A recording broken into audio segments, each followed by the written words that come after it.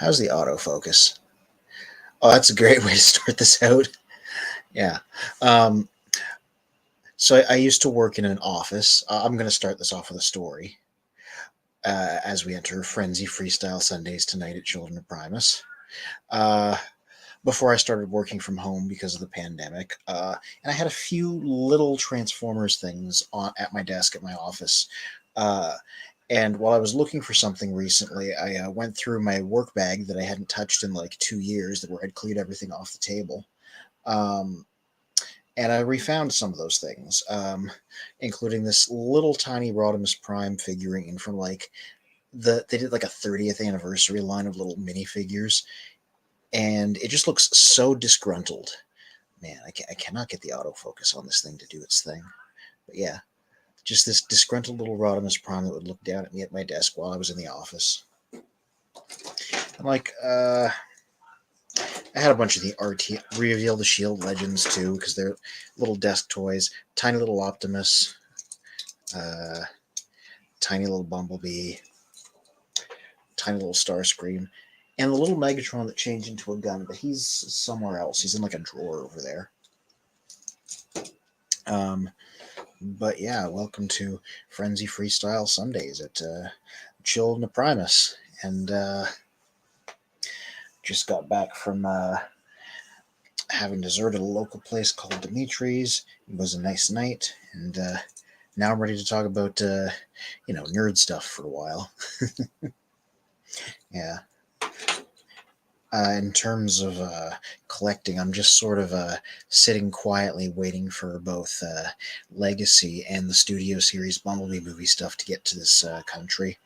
Uh, GameStop says July, but I think it'll probably show up sooner than that.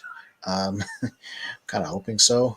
Though I do have plenty of things to talk about on the on my little bot reviews section on the Children of Primus website, which you should go to both for that and for the free classified ads. And just over here, out of frame, for a lark, I will be assembling a lineup of all of the hot rods I have, including the one I just held up, because Hot Rod is my favorite character. Though I am realizing, as I set this up, that I have sold a lot of them over the years. I used to have way more, but I'm kind of dealer minded. Things come, things go. I hold on to them, but then I let them go, and then I put the money in to get more robots, and that's just it's kind of how I exist. Just grabbing some guys from over here. But yeah, that's my favorite character, because when I was a kid, I would watch a VHS copy of the Transformers the movie that I'd rented from up near where my grandparents lived endlessly. And so something about it has been burned into my mind, and that includes the hot-blooded young protagonist. I'm very much not like that character, but I just think they're neat. It probably helps that they have like a really cool design, and you feel the red car emotion. And now that I am into adulthood, I appreciate Rodimus Prime more and more, which is probably why I connect so much to disgruntled versions of them like this. And in fact, one of these guys I'm setting up here is one of my review subjects that will be coming out tomorrow. The little Super 7 reaction figure, along with Galvatron. TFCon has still paid dividends. I got these back in TFCon in, when was that? Like November? I think it was before Christmas. Gosh, I don't even remember. I still haven't totally gone through my haul of stuff from that in terms of writing them up on the blog. But yeah. Oh, interesting thing. So these are what third-party figures actually are. When people say third-party, and they usually talk about the unofficial things, your fans' toys, your mastermind creations, the stuff that's being produced without a license. Actual third-party means like stuff like these, where they're official Transformers things that are made by other companies under license. Like these are made by Super 7, so they're actual third-party stuff. Just a little bit of trivia. Da-da-da. Getting probably my favorite over here, which is Kingdom Rodimus Prime, like a toy of time. Someday I ought to make a list of what I consider all the toys of time to be. This will be on there. Oh, hey, what's up, Toy Warp Vintage Reviews? Talking to me on YouTube. Um, it's not going to be me solo all night. This is one of those nights where everybody's going to come through in their own time. So I'm just starting things off on my own because you ever get those prompts where you're like, if you had to talk for half an hour about something without any preparation, what would it be? And I'm like, for me, it's the Transformers. So I'm just gonna carry us into the very beginning of this, but no rush. I'm just vibing. Oh, here's a weird one. Last night, Hot Rod. I'm just gonna transform it before I do the whole display. I don't do movieverse. I'm gonna put this on camera as I transform it. I, I don't really do. Oh, hey. Oh my. Were you observing me talk? Yeah, I was watching you for a bit there. Cool. I'm just like spontaneously setting up a display of every hot rod I have, Nice. and this is the only one that's in car mode. So I'm just doing the quick little transformation before I do the robot mode. This is You're one of saying that was a Dark Knight the last night. Yeah, last night? Okay. this is the only Bayverse figure I still have because I sold most of them at one point. Um, Though if they do a studio series of this one, as is rumored, I would definitely pick it up just because this one here was just weirdly a retool of Lockdown from Age of Extinction Okay. instead of its own dedicated figure. So it's like not as accurate as it could be. But I think it's all right for what it is. Just nice and easy to transform. I'm already almost done. I just gotta pop the torso in and adjust the limbs and remember to keep it on camera as I still figure this out. Where's the plug-in back here? There we go. Yeah, it's a weird one. Uh, Retooled from Lockdown. It doesn't come with any accessories, even though in the movie Hot Rod was constantly talking about their time gun that stops time. Okay. Yeah, you saw it last night, right? I didn't watch all of last night, so I have to go back and watch it again. I can't blame you. It's probably the messiest of the Bay movies. Though it, I'll get this out of here. Though it is the one that's like the most like weirdness per minute. So it's certainly not boring, and it certainly keeps you watching, even if it's just like, what is going on? Yes, I think the one character I did like was I think it was that he was almost like a butler. Oh yeah, Cogman. Yeah, Yeah, like he was just the running joke, and I'm like, I like this character over like the actual characters weird that we should actually be liking. yeah. That movie was done with that was the only one they did with their quote unquote writers' room, where they were trying to come up with all these ideas. So that's why it's so like densely packed full of things. Okay. Yeah. It also definitely feels like it was edited down to hit exactly 2 hours, which is partially why it's so like jumpy around in tone. Yeah, 'cause, I mean, when you start editing, like cutting out, you start cutting out a lot of content within edits, like you start to lose the concept or the essence of what it originally was. Yeah. Um, Funny thing is, so there's this weird insistent thing throughout the movie. Like I said, Hot Rod has a time gun that can freeze time in a little bubble, Right. and they bring this up multiple times, like in dialogue, weirdly insistently. I'll use my gun; it'll stop time, and then it does it. And I've been reading the Budiansky Marvel comics, as I've brought up multiple times, and Bob Budiansky had a writing quirk where he would often bring up characters like powers or special weapons or whatever in the Hmm. dialogue, and they'd always say something like, "Have some of this, courtesy of my weapon that does this." Right. And there's Blaster in particular loves to talk about his electro scrambler, like it Yes. to the point where it's kind of funny. So I look back at the Hot Rod constantly bringing up their time freezing gun that can freeze time, and I'm like, oh, they were just like being faithful to like the original Marvel comics, you know? It's funny going back. I'm like, I don't recall this feature of Hot Rod having any sort of time travel or time freezing abilities. Yet Alita Well, I One mean, shows it in the cartoon. yeah, they just made it up for the movie. That's funny. Yeah, all right. I think I got this set up. Um, oh wait, I forgot the most important one of all, Lift Ticket, who's just like an honorary Hot Rod because of the colors. Right. Or, I checked. Not only is the red the same as Rodimus Prime, the yellow is the same as Studio Series Hot Rod because it's unpainted like theirs. I don't think it's quite the same red. It's close, but like that's the same yellow. Well, it's funny. From here to the shade of red looks identical.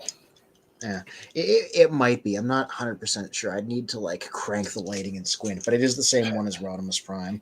Okay. Yeah. All right. What do I got here? Just gonna flip this around in a second just to show it off. Like I don't know. This was me being spontaneous. Of course. All right. Who we got here? Yeah, tech specs. Oh yes, I will get to those in a moment. Yes. All right, I got it all in camera. So we got in the back Kingdom Rodimus Prime, and then get these remnants out of the way. Over here we got Legends Target Master Hot Rod, which is the retool of the Titans Return one. Mm-hmm. The Cyberverse Deluxe. Nice. Okay. It's a little tiny figurine of Rodimus Prime I have where they look very disgruntled. Oh, It yes, amuses the me. disgruntled one you were mentioning. Yeah. Studio Series, of course, best version of regular Hot Rod. The Last Night one, which I just transformed. The Super 7 reaction figure, which is one of the things that's I'm reviewing tomorrow along with Galvatron. And of course the one of the early 2000s reissue of the G1 original right here. The original. Yeah. This is from the commemorative series, which I think came out in like 2001, 2002. Right. Yes. But yeah, it has like it's one of the because it was designed a bit later. It has no significant like changes from the original, unlike some of them. So Okay. yeah, it is basically just the original. And then you got Legacy Lift Ticket over here, just being like an honorary member. And I was saying, I've sold a lot of them because I used to have a lot more of them. I had the old classics one from 2006. I had the smaller masterpiece. I had Hoodlum, the Fans Toys version of it. I'm surprised you don't have. I'm trying to recall his name. If it was Rodimus Kron from the. Oh, yeah, the Power of the Primes. Yes. I had the regular one of that, but I once again I eventually just kind of sold it. I'm Okay. surprised I've sold so. I'm surprised I've sold so many over time, but then I just sit down and I'm like, well, that's it's just how it goes, I guess. I keep the best ones, you know. Yes. The ones you're just like you're not too keen with. Sell it to someone else who's looking for it. Yeah. Like I got no reason to keep the Legends Target Master now that the Studio Series one has come out, but it's just like a really good figure that's fun to mess around with. So I still have this one anyway, right? I'm still like, the Studio Series one might have done it perfectly, but you can transform this one in a snap, and it's fun to mess around with. So, Nice. And it comes with a Target Master. And you know what? I mean, if everyone was really buying and selling Transformers back in the day, I think the same thing would have happened with the original Hot Rod, and then when he came out as Power Master, it's just essentially the same thing. Yeah, the Target Master. Yeah. Yeah, so look at this. I still do kind of hope that I can get a G1 Rodimus Prime at some point. Like, it got reissued a few times, but we'll see if I stumble across it on a convention or something. Just to square the circle. Right. Yeah. What I'm surprised is there's different versions of of a G1 Rodimus, which I was unaware of until like some months ago. Like at some point last year, I believe there was like a European release, and the wheels were slightly different. I'm like, I've never seen this Yeah, version before, ever. yeah. There's like some of them were rubber and some of them were plastic. Like the reissues try to be the better versions. So like the one I have, these are like rubber tires, Yeah, but I that's a understand that there were plastic ones. yeah. The original Hot Rod and Rodimus are rubber tires. I never Yeah. knew that there were plastic wheels that existed, because all the Hmm. ones I've always seen were rubber. But then Ultra Magnus, I know, had rubber and plastic. Yeah, and there's like a common version of Ultra Magnus where his face just isn't painted. Yes. Um, so that one I believe would be the rubber tires where his face isn't Hmm. painted. The plastic tires has the has the paint on his face where it's like, I think, blue and slightly red. Hmm. And Yeah, the plastic, or not plastic tires, like plastic wheels, which were common for all the headmasters and target masters of those years. yeah. It's funny too because like I don't mind the switch to plastic wheels because the problem with rubber ones, and I've not run into this with this hot rod, is that they split. um, so people are like, "Oh yeah, it feels better." I'm like, "Yeah, but it also doesn't last." I When we were at, oh, Oh go no, go go ahead. ahead.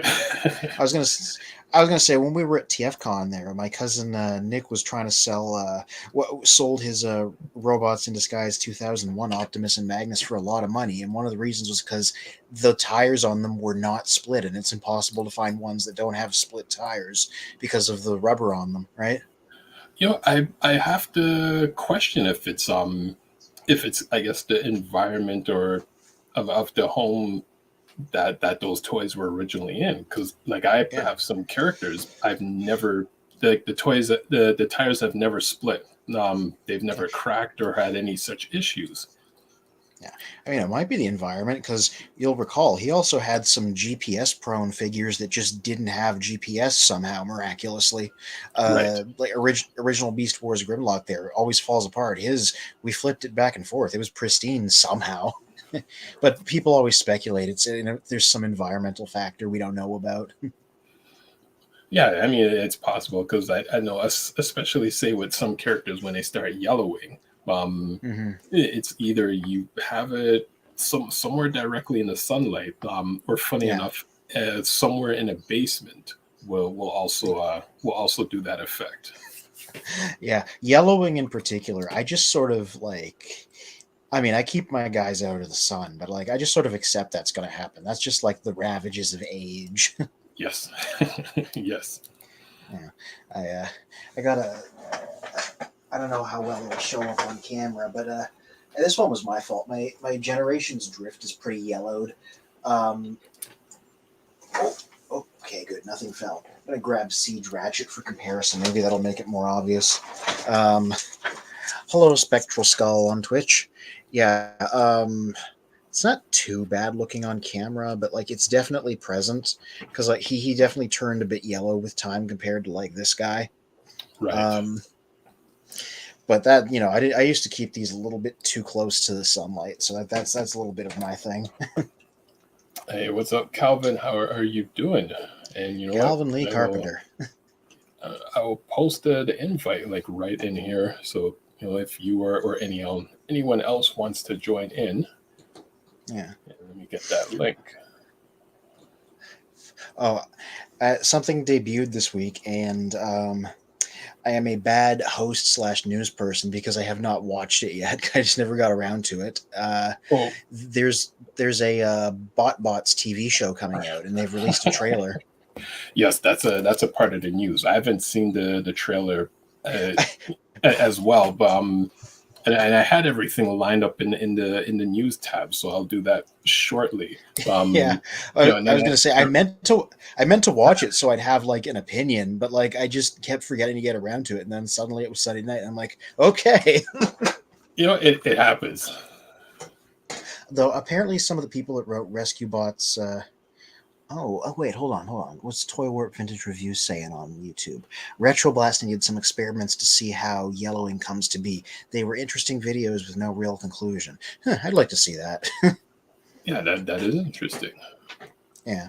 What I was saying was, I think some of the people that did Rescue Bots Academy are working on bots, so it's very much going to be another one of those like for little kids shows, which it's pretty. I've heard that like the Rescue Bots franchise was like pretty well done for a little kids show, so good on them, right? Okay. Yeah, it's funny. I never watched any of the Rescue Bots because I just Yeah. figured it is more for the younger audience. Yeah, I've seen 2 episodes. I watched the very first episode of the original series because I wanted to see what it was about, and I was like, "This is well put together. It's not pandering down to kids. It's like solidly plotted, but it's definitely." I'll comment on that in a second. But yeah, it was like solidly put together. But I'm like, this is definitely not for me. But it seems like it's very very well written. So I'm like, good for them. And then I Cool. watched a single episode of Rescue Bots Academy because. Slash from Power the Primes showed up in it as a character, and I wanted to see how they were portrayed. And I'm like, same thing. There's a little adventure with a whirl. They go into a temple, they solve some puzzles, and I'm like, it's very, very low stakes, but it's well put together. So I'm like, I figure bots will be the same. I probably won't watch it, but it seems like it'll probably be well done based on the pedigree. Right. Yeah. And Joe Stansbury says, every time I move a guy on the shelf, I hear primes, one shall stand, one shall fall. Oh my God, yeah. It's always like, whenever I grab something that isn't, because I try and, before a show, put stuff on the table here that I might want to bring up if I know what the topic is. And then, Hmm. but every time I got to get something off these shelves, I'm always like, is this the day we're going to watch everything fall over on live and 4K? Yeah, but it's always like a Jenga challenge of just like how to properly reach over, tilt it so it doesn't knock anyone else. Because one character falls, and a few others are going to topple over. Yeah. Yeah. Oof, it's stressful. Yeah. It is. But Joyce Shiner Lee on Facebook says that's incredible. What are they reacting to? Is it all my is it all my hot rods? If so, thank you. That's what have we done that's incredible? We appreciate it though. Yes, and thank you for everyone that is joining us this evening. As Yeah, a lot of people. a few others will be joining in shortly.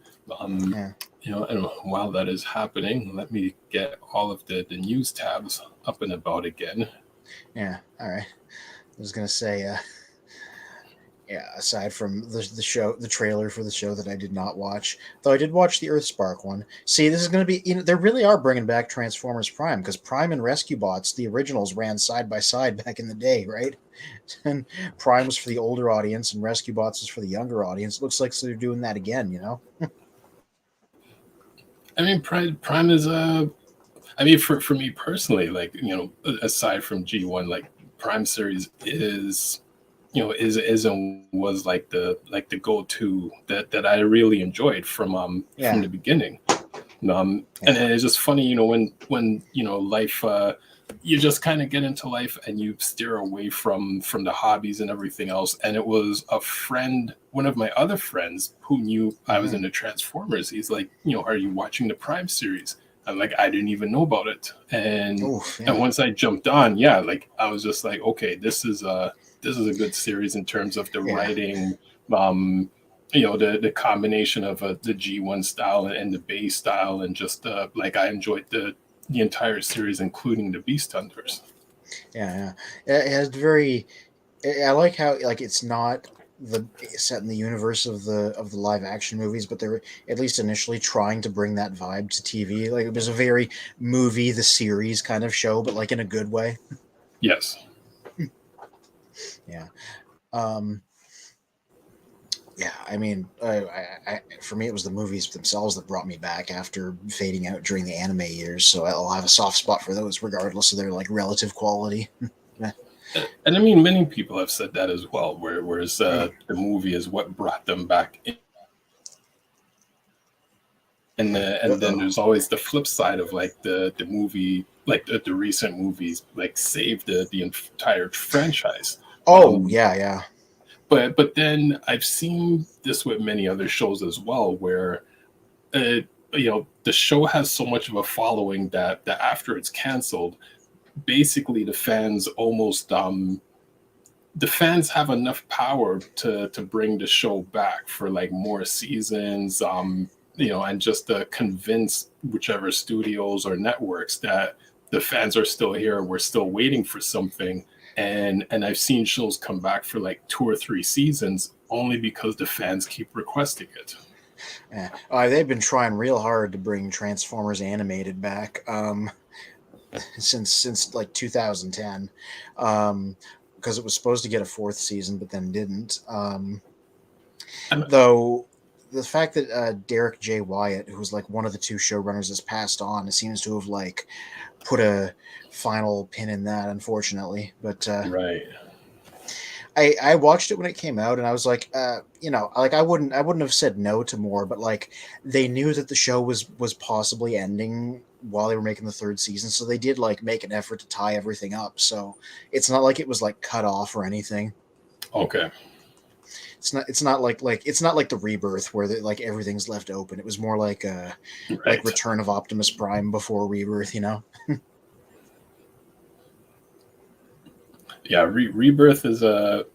I mean, like many people don't realize that with Rebirth, even the writers were complaining about the entire concept of those episodes in Yeah. terms of writing it and trying to bring in multiple characters within only 3 episodes, and not having the ability to really build on the story. Yeah. That's why in my Marvel read through, I just passed the Headmasters miniseries, which was there, which existed. It was actually better than I thought it was going to be because all I'd ever heard was that the art was messy, which it is. Yeah. But but they exist entirely because they were like, we don't have the space in the main series to bring all these guys in. We're just going to do their own little thing. And I Yeah. was like, it was pretty well put together. It was a weirdly bleak story about how like war is hell and they try to get away, but then it follows them to this other planet and then everything goes wrong, and Hmm. it was surprisingly good stuff. Yeah, like I've always been impressed with that miniseries. Yeah. And I mean, it's true. The artworks did start going kind of in that direction of giving the faces more of a human feel to it, but only Hmm. because of the writing, you just start to overlook the art style, and you're into what's happening in the comic book. Hmm. Yeah. Should we should bring up them news tabs? Yeah. And as requested. Yeah. Oh yeah, man. I don't know if this is in Canada or not. The Black Zarak being on sale. I hope it is. Um, I mean, once again, I can't commit to a Titan, especially this one. But if you were ever on the fence, I guess getting a sale would be the time to commit to them. Right. And and like I liked Master Force like a lot. So if anything, this is probably more interesting to me than a lot of the Titans that came out. Okay, cool. Yeah, because I'm like that's just I'm glad we live at a point now where they can just do, because remember they had to crowdfund Grand Maximus and that only got released over in Japan, right? And now Got it. the his evil counterpart from Master Force is just being casually released. So that's pretty impressive.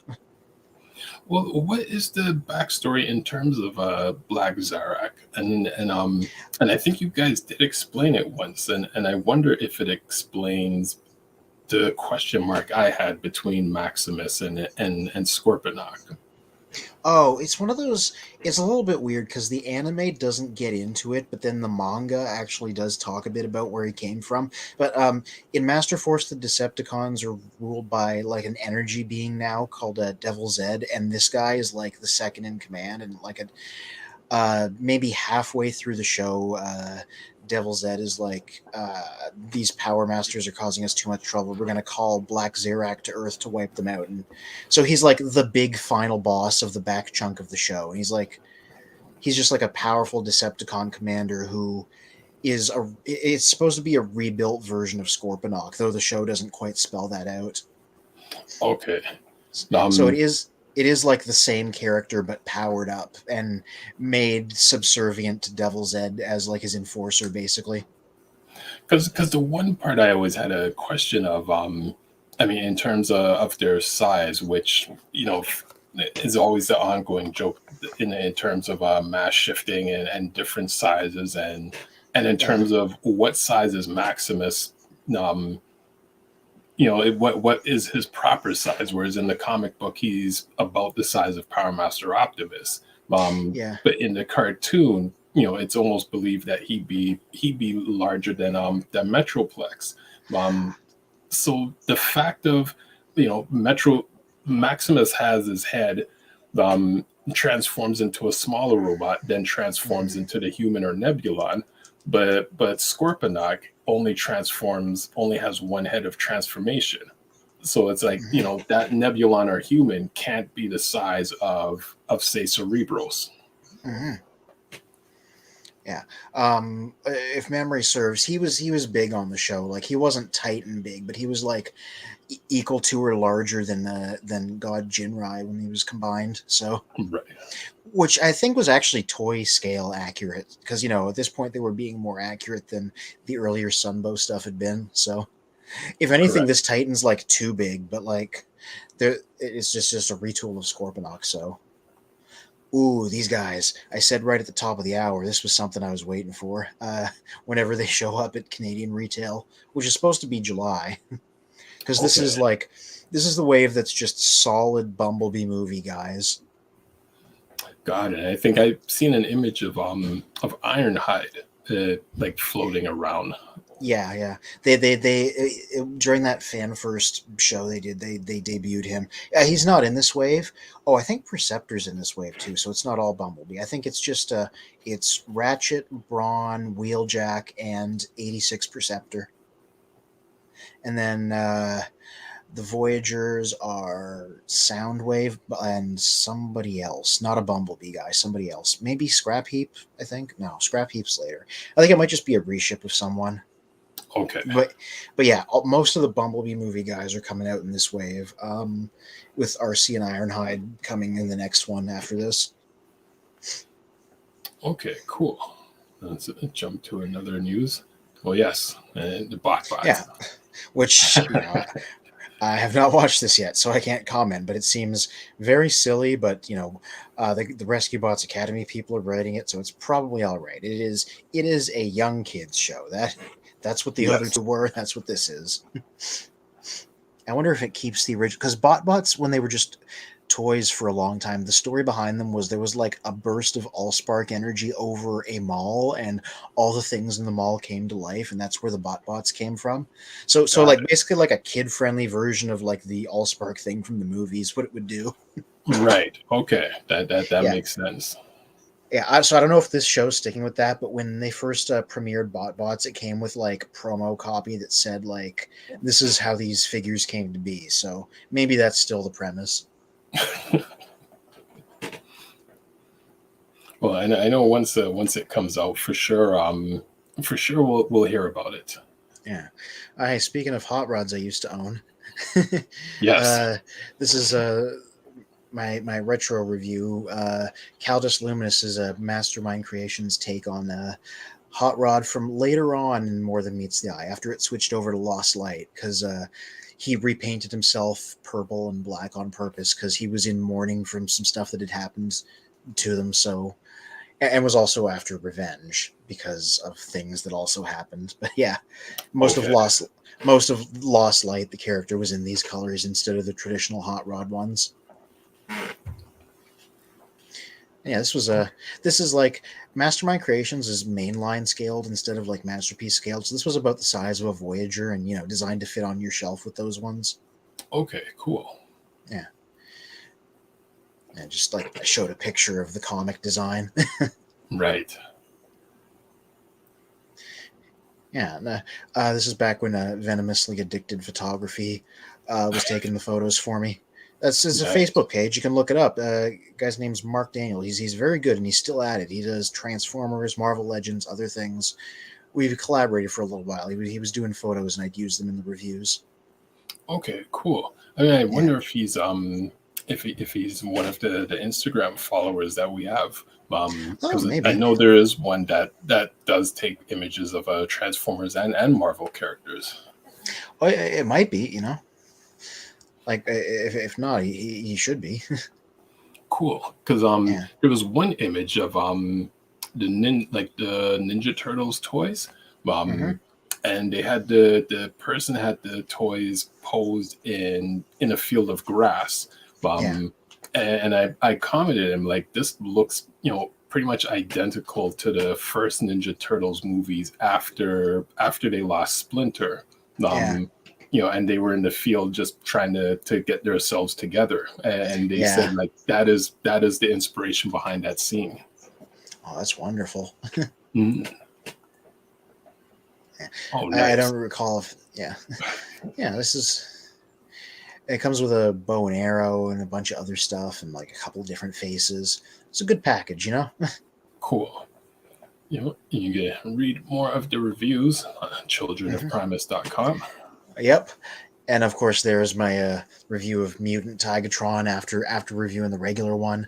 The prototype colors version you can only get on Amazon, which is you know um, based on that right there. Yes. Yeah, because Tigatron was going to be orange, and then they decided to turn him into a white tiger. And if there's one thing that we collectors are baited by, it's unreleased stuff. Something about that. Oh, yes, for sure.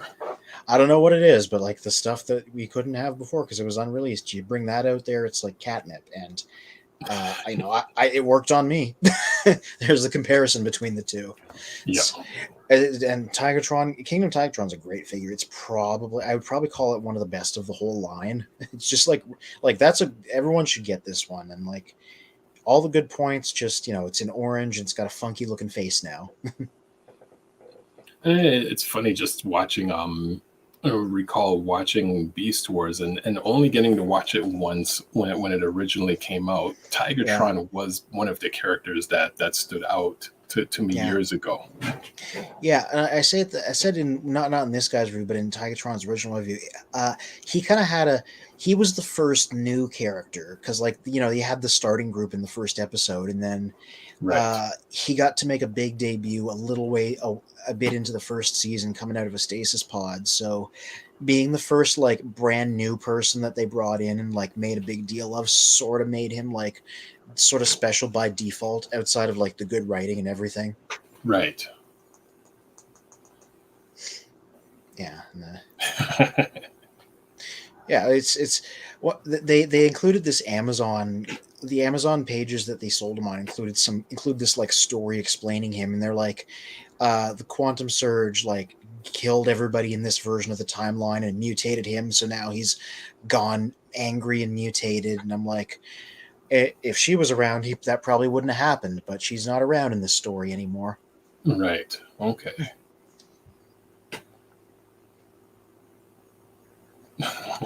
Yeah. Yeah, I have fun with these photo shoots.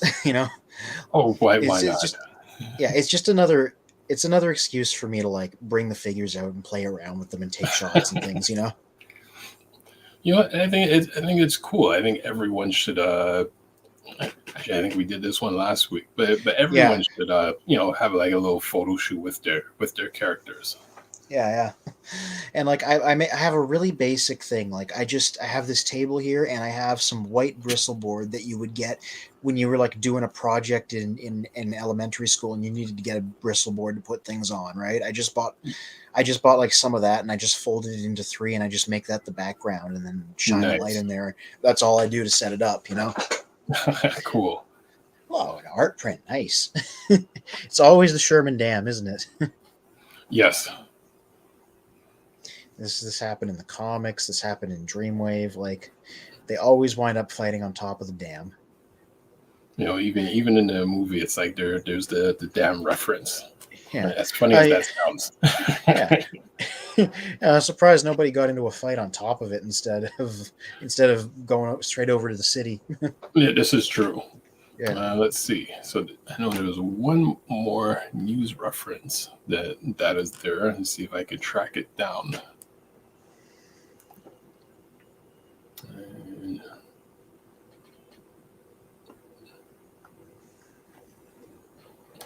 move it for one moment while I look this up. Yeah.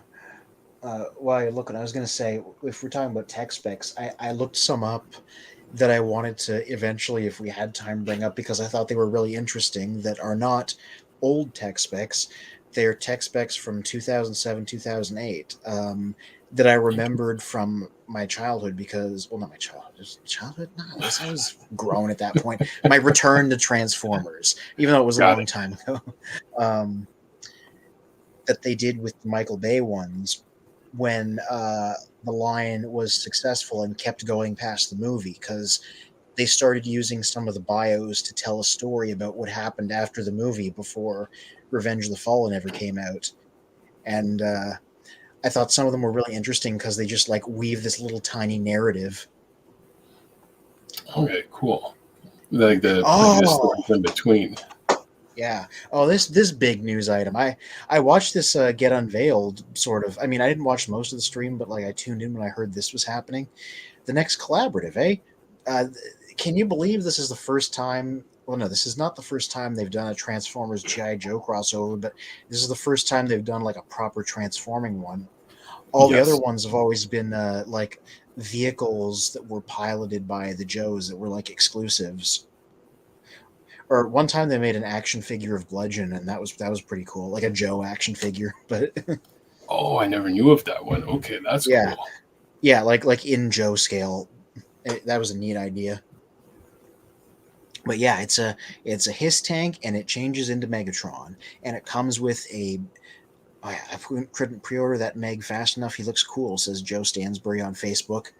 Uh, yeah, it comes with a Baroness that's like a retro one, so it looks like the '80s one, like it's a reissue of it. Yeah, like this image, it is really cool, and just was Yeah, get that G2 gateway or the gateway to reintroduce the G2 series. yeah. I was gonna say like I wish they colored this in the G2 colors, but then again, that's also just because I like G2 colors, as I've gone on record as saying. Um, uh, but yeah, they just made it like compatible. Now it's expensive. It is during the stream. They said this is like a commander class in terms of like its size. So it's like it's pricey. It's like it hits triple digits Canadian. So I got Okay, to say it's too rich for my blood. The only commander I ever got was Rodimus Prime, and like it's not a scale that I get into because of that. Um, right.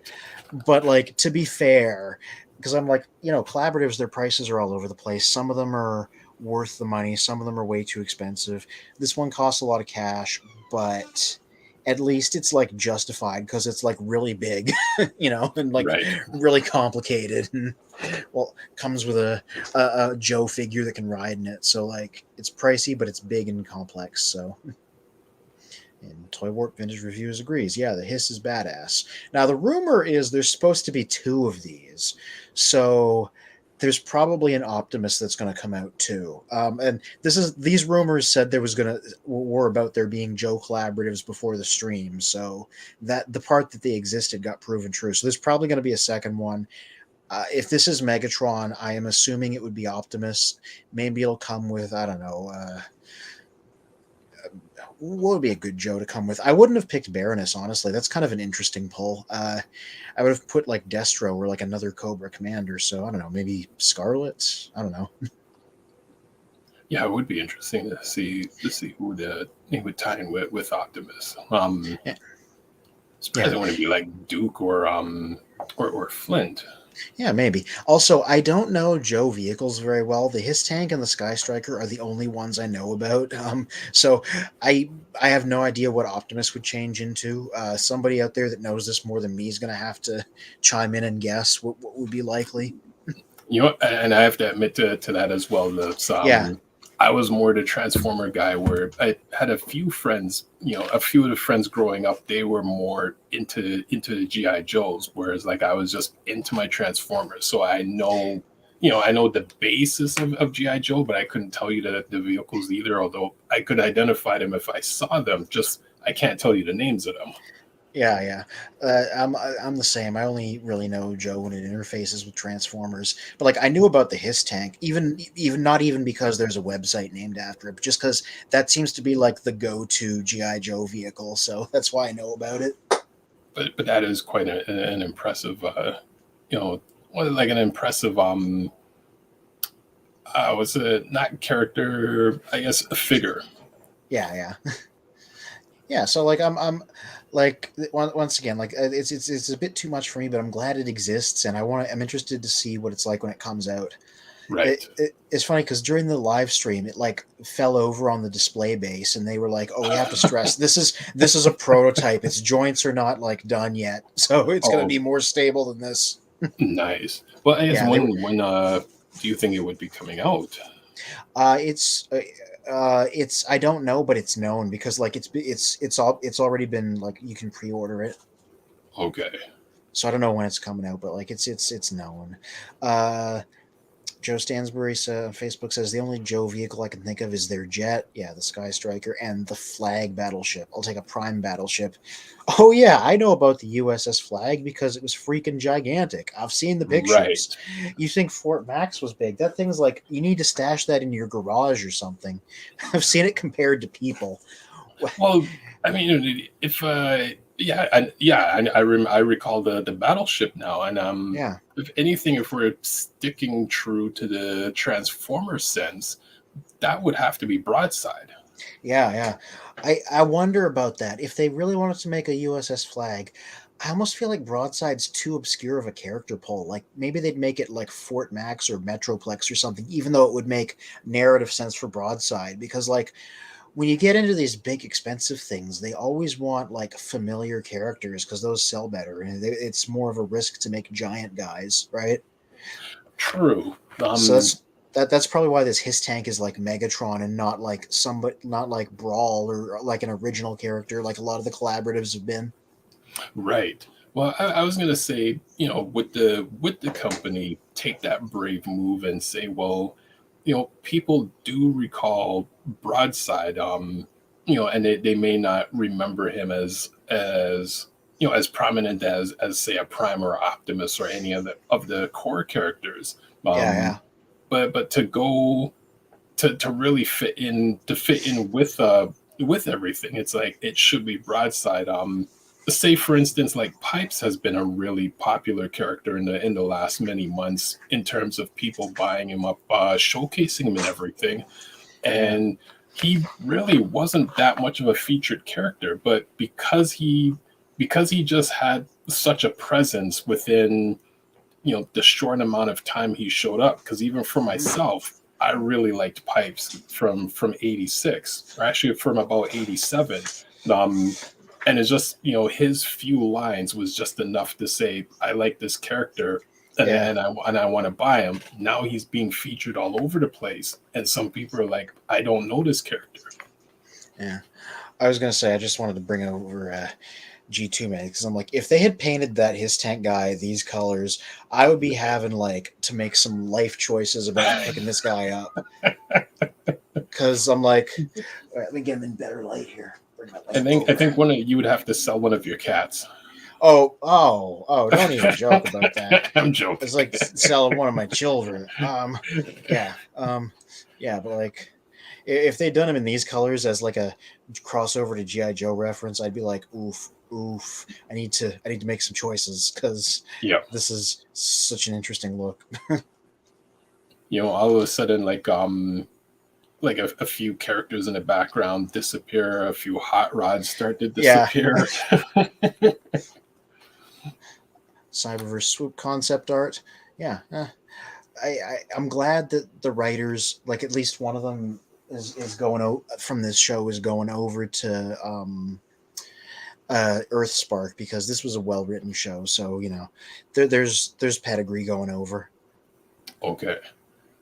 Yeah, I really Yeah, like the art style of what they did with Swoop here. yeah, yeah. Hey, Cyberverse had a pretty good art style because it was like it's like it's cell shaded. It's a bit cartoony, but it unlike like it has a good frame rate, unlike Robots in Disguise, and it's not as stylized as animated. It just feels like they keep refining how these shows look, and then they arrived at a good point with this one. You know, as everybody's recognizably who they are, and there's just a little bit of stylization, but not a lot of it. Okay,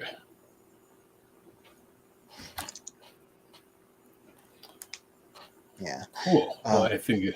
Oh no, sorry. Go ahead. no, no, I'm finished. Just Cyberverse good. Glad that they go to new show. That's all. That's what I think of it. Okay, so well, that is it for this week's news. Hmm. And news that is aggregated from all other websites and can be found through childrenofprimus.com on our news Hmm. and reviews section, along with weekly reviews from Fear or Courage. That's me. Yeah. Um, and new one tomorrow. You know, I have it all plugged in and ready to go. I could hit publish tonight and just go to bed and not even worry about it in the morning. Nice. While Yeah. I'm at work, just share them throughout the day. Hmm. Yeah, because I just picked up the reaction figures and made those to write up. Nice. Um, all right. So I know others will be joining soon. So, which characters did you want to jump on for tech specs? Yeah, this is it's fairly interesting because like the 2007 movie, like I said, Mhm. I'll pop them up in a window here. The line was an unexpected success, so they started keeping it going through a lot of repaints, and so they decided to keep the movie's story going. Right. So when they repainted, the four that come to mind are Optimus, Jazz, Starscream, and Brawl of all people. Which two of them were dead, but we get to see how they came back to life and continue to exist to have new figures made out of them.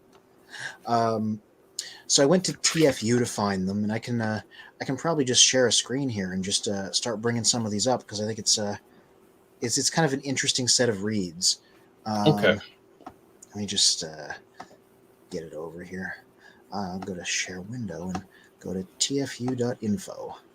And let me know once you can see it, and I'll click around. There it is. All right, so the one that I want to start with is they have a lot of variants. So look at how many bumblebees there are. Yeah, that's crazy. um, so what I wanted to start with was Jazz, and like they did some final battle ones, which were like about. I won't get into those, but they were like he's going to face off against Megatron, so he's all damaged. But we know that part of the story, right? Right. Um, so then they did this one, which was a Target exclusive. I'll use TFU to pop up the nice big images where they colored him Okay. in all spark blue all over him, right? Like they Right. gave him all these extra blue accents. And he came with a very short bio note. This first one's really small, and it just says, "Though he was badly damaged, almost destroyed in the final battle, Autobot Jazz is back. Thanks to the power of the Allspark, he's more powerful than ever." Um, and now, notably, they never changed his stats. All movie characters always kept the same stats. So it's like strength 6, intelligence 6, speed 9, endurance 7, rank 8, courage 9, fire blast 6, skill 5. Yeah. So where it got interesting after that was there was another Target exclusive they did of him, which Okay. was a Generation 1 colors version, right? Right. This was in demand for a while because they didn't do like a Generations Jazz for a long time, so people were buying this guy to be it. And to be fair, that's a good looking car mode. Yes. Yeah. Very good looking. Yeah, this guy was like hard to find, and so he came with a nice detailed bio note, and I'll just read it out here. During the long process of being rebuilt by Autobot Ratchet, there was a lot of time to think. Autobot Jazz digs his Earth vehicle form, but the silver paint job got scratched too easily, and dust stuck to it like cyberflies on old oil. Also, it wasn't nearly eye-catching enough. Just because he's supposed to be in disguise doesn't mean that he can't be noticed. With help from Bumblebee and Autobot Ratchet, he picked this color scheme as the one most likely to get him appreciative looks from all the humans he passes on the freeway. Yeah, so there you go. In some version of this story, Jazz gets brought back to life by the Allspark and continues to exist and changes his colors to look G1. And I guess he went somewhere before Revenge of the Fallen happened. Well, one thing I'm noticing between the tech spec numbers Yeah, of the two variations of Jazz are the numbers are a lot lower than his original numbers from the yeah, G1 days. yeah. I think there was sort of a drive to make them like decrease his power a little bit. But also in the movie, he was like actually the smallest Autobot because of his vehicle mode. Right. So I think that has a little bit to do with it. Well, I mean, look at Brando. Like he's one of the smaller guys, yet they I mean, his rankings were probably a lot higher than what you would expect. Yeah. Oh yeah. Now what I want to bring up is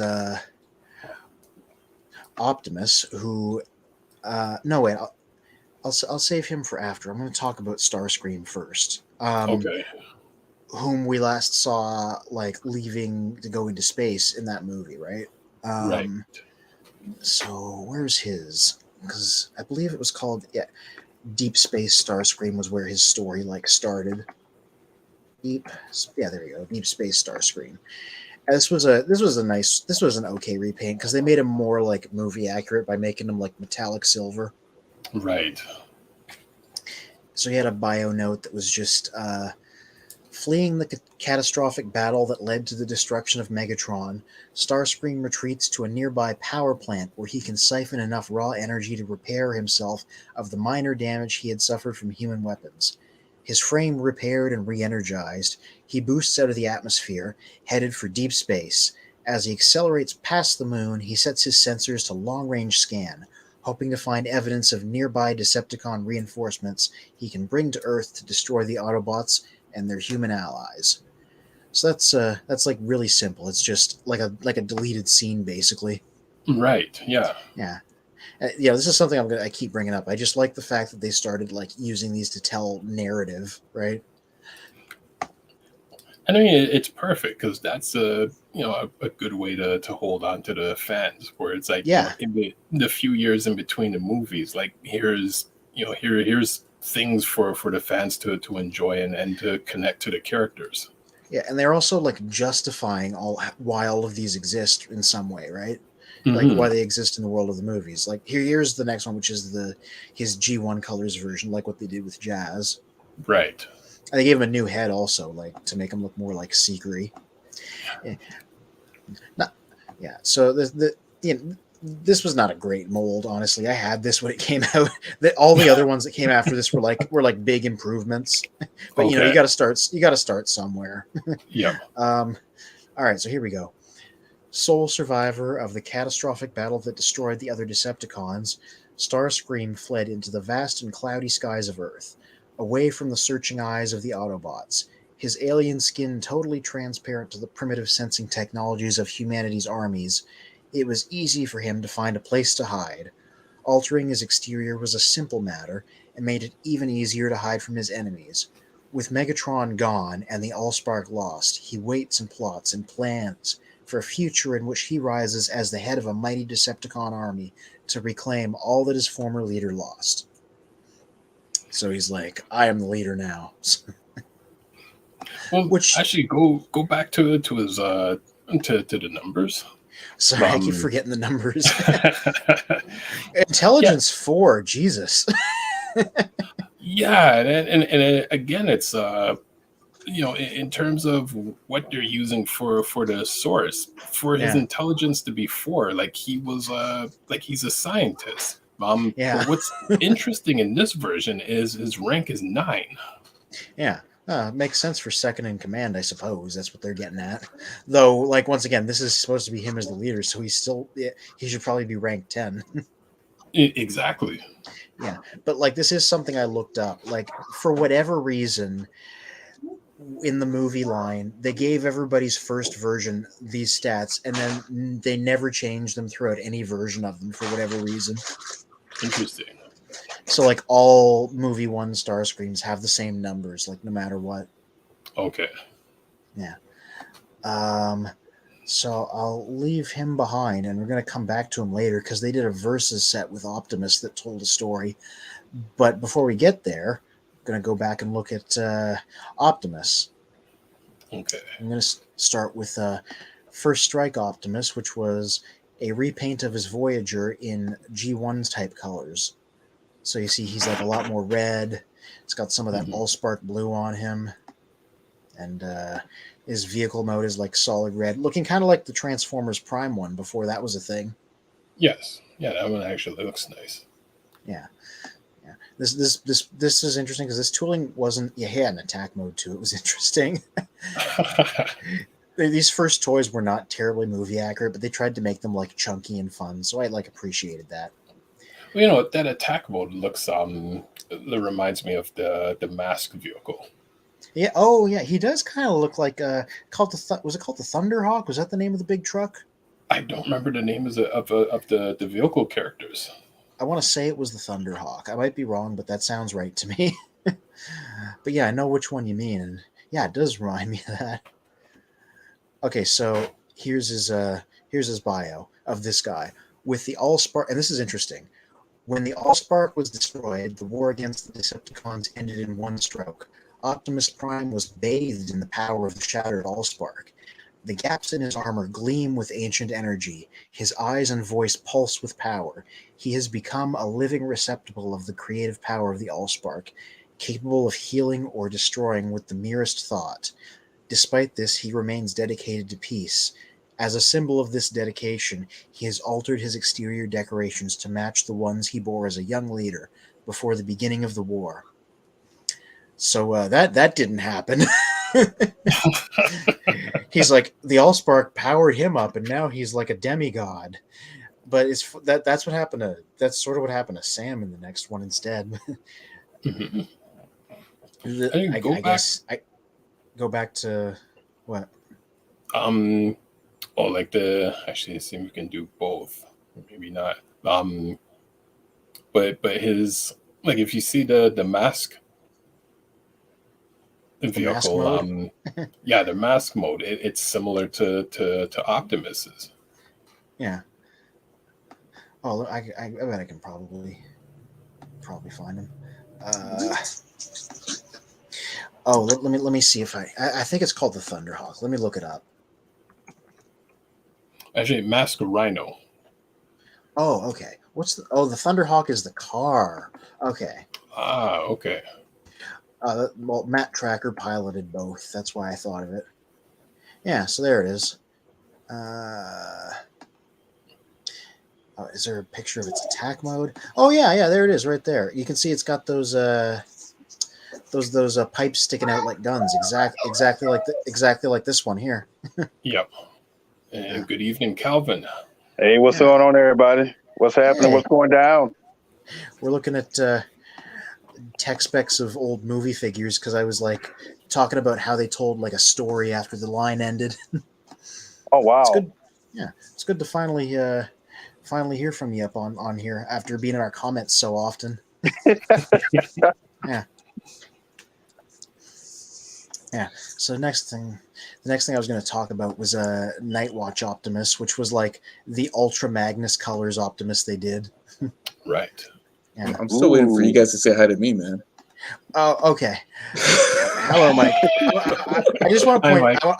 I want to point something out. I want to point something out on my end here. I only got one window here, so when I'm popping this screen up to read things, I can't see what's going on on the broadcast. So like I wasn't aware that you'd come in. Okay. I'll let It's that like go. if I'm reading this, like I have the other tab open, so I'm just like flying blind. You guys could be like making faces at me, and I wouldn't even know. So I'm giving you this in confidence that you will not abuse that power. I was just gonna comment. I know you guys are reading some of the tech specs for Yeah. Optimus, right? So the first Yeah. one that I just saw, and then this one here, they actually did a generation line, which is a bit of a combination of this one and the movie toy line, Optimus. And I actually have it, and it's in my, once again, down below in Cybertron of my basement. Oh, are you talking about the like one that had like a trailer it could combine with, kind of like Jetfire, or am I thinking of the wrong one? Not that one. That's the movie line, but it's just it's exactly like the one that you have right now on screen. Yeah. But it's the G1 colors. Oh, you talking about the one that I had on screen right before this? No, it's this one here that you have. It's it looks exactly like this, but it's under the generation line. They actually did. Oh, the tribute one? I think so. I think it's a tribute one. You know what? Like I said, if I was able to get down in my dungeon over there, I can pull it out and show you. I don't want an Optimus Prime tribute. I'm talking about tribute Optimus Prime. You talking about this guy here? No, not that one. Not that one. He actually comes in. It's a generation one. Are you talking about the reveal the shield one? Because they got one the in that reveal one too. shield. Yes, the reveal shield. Thank you. I think it's that line. I think you're right, Calvin. It comes in the yellow, like a yellowish gold box. Yeah, so this guy here. Oh, you know what this guy is? This is based on Laser Optimus, the same guy the upcoming Legacy guy is based on. They just it's not took that one. advantage. Not that one. It's not that one. It's actually a big former, not a bay former, but a big former. But it's under the reveal shield. The hub. It's gonna have the hub on it. Yeah, I know exactly what you're talking about. That's the one that I have. Thank you, Kelvin. Appreciate that. Isn't it funny after all these years? I mean, back when we were kids, if someone just said, "Well, I have Optimus," you know which Optimus they're referring to because there was only one Optimus. Now it's like, well, which one? Is it the one from 84, 86, 2000, 2001, 2, 3, 14, 16? Like how many versions of Optimus do you think exist? Are you talking about the weaponizer guy here? No, not the Prime one. I would say there's least, I'd say it's over 20 versions of him. Yeah. Only 20? Over 20. Oh, that's just my guess because it's a mold after another mold. Mm-hmm. And you got, let me see, Galaxy Optimus Prime. You have so many versions of them. It's insane. And I mean, is that including because I know there's like the RID Optimus, there's like a few others whereas Master Force, the fire truck, there's just so many versions of him. Like, yep, he's a car too. Oh yeah, the alternators, right? No, the very first one was a car, and that sold for $1 million. It's rare that he's a car. I don't think I've seen that one. Wow. Talking about GoBot Optimus Prime, the G2 one? Could be. Because this was the first time that he was just like a car, to my knowledge. Wow. Though this was a little guy. This was like this was the size of like a Hot Wheels car. Yeah, these are the same things they made the Spy Changers out of later on. $1 million. I mean, well, I haven't seen this one. Not that one. No, regardless, I haven't seen this one at all. This is new to me. Yeah, so this guy's like the size of a Hot Wheels car, like all these ones were, and he's just like a repaint of another one into Optimus colors. Yeah, but all the Spy Changers are pretty fun. Where was I? I've gone way afield and lost my place.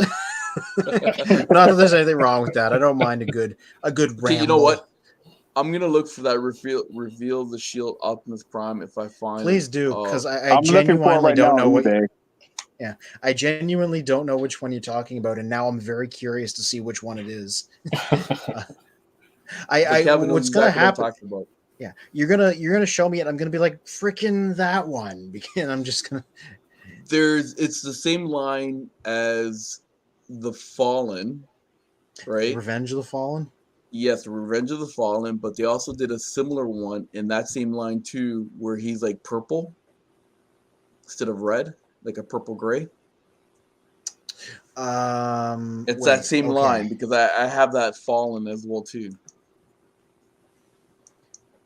Is it Defender Optimus Prime? No, try reveal the shield Optimus Prime. I did, and I got that laser looking one. It's not this guy, is it? No, it's gonna be. It's in a yellow and goldish looking box. But it's similar to that kind of look of the box in a sense.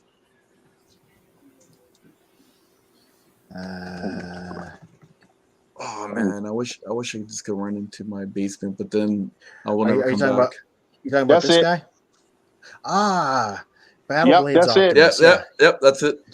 Yeah, I had this guy back in the day. They basically took the leader class one and shrunk him down. And because the leader class one came out first, this guy got to make a bunch of improvements because he came with the 2 swords. He came with a pair of guns, which the original didn't have. You can see them there. And he came with a matrix in his chest that could come out. But the funny part is that box. Yeah. You see that box? It actually came in 2 boxes. Maybe that's the American version, because the version that I have, he's actually transformed in his truck mode. Is he? Yeah. Huh. Yeah. Is it the? It's the same. It's the same one, right? But the one that I have, he's in his truck mode. There's Matrix there. Yeah. This was a good one. This is another one that I kind of, I sell a lot of robots. I have a lot of regrets selling robots. This is one of them because this was a pretty good movie, Optimus, right? It did pretty much all the stuff that you wanted out of one. And it shrunk the leader down, but it improved on it in many ways because hindsight's 2020. So they're like, what can we add to this one that the big one didn't have? So in that line as well too, they also have the Fallen, but in a different color scheme. Yeah, I know which one you mean. It was bluish. This guy. Yeah, that's it. There you go. Yeah, it was such a funky choice because here he is compared to the original. Technically, this one, the blue one, was more accurate because they changed his face and they gave him his staff, but then they decided to give him a different color scheme instead. So I've always wondered if they would ever. And maybe at this point it's been so long that the studio series would probably just do a new one. If they would ever take that blue one and put him back in the colors of the first one to make a best possible version. I have that one, by the way. The blue guy? No, I got the red, black, and orange. Yeah, I got both of them. The burning version. That was a Target exclusive. It's up there in the upper right of this picture. Yeah, it was funny because I got the purple, the purple and teal color one, right? Mm-hmm. And then the following week, then I saw the actual movie line one. I was like, oh crap, man, I gotta get this one too. What the hell? Right? Yeah. This was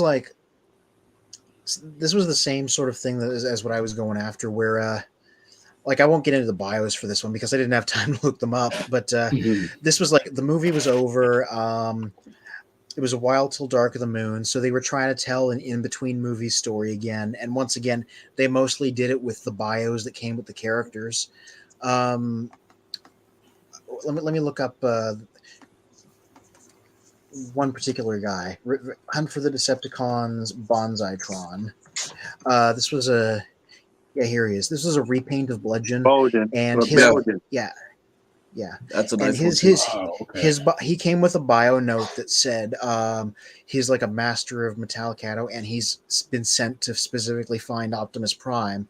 And then I'm pretty sure the bio, if you find the back of the box for that one that I showed you, the Battle Blades Optimus had a bio that said, "Oh, Bonsaitron's after him," at some point. So I'm they were telling a story. The funny part is that's actually, I guess, a reissue or the same mechanics or engineer as a Megatron one. Yeah. Yeah. Well, they did him a little later. Yeah. A different they changed him into Megatron after the fact.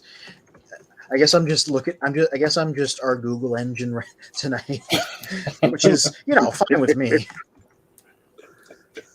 There he is. Yeah, this was a little. Get a big image. There we go. This was a little later.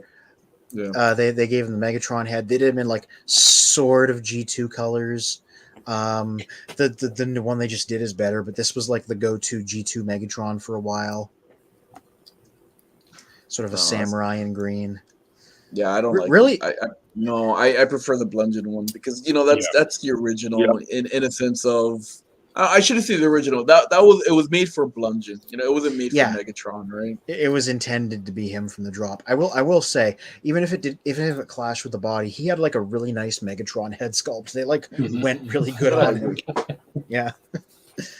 He's just so satisfied looking.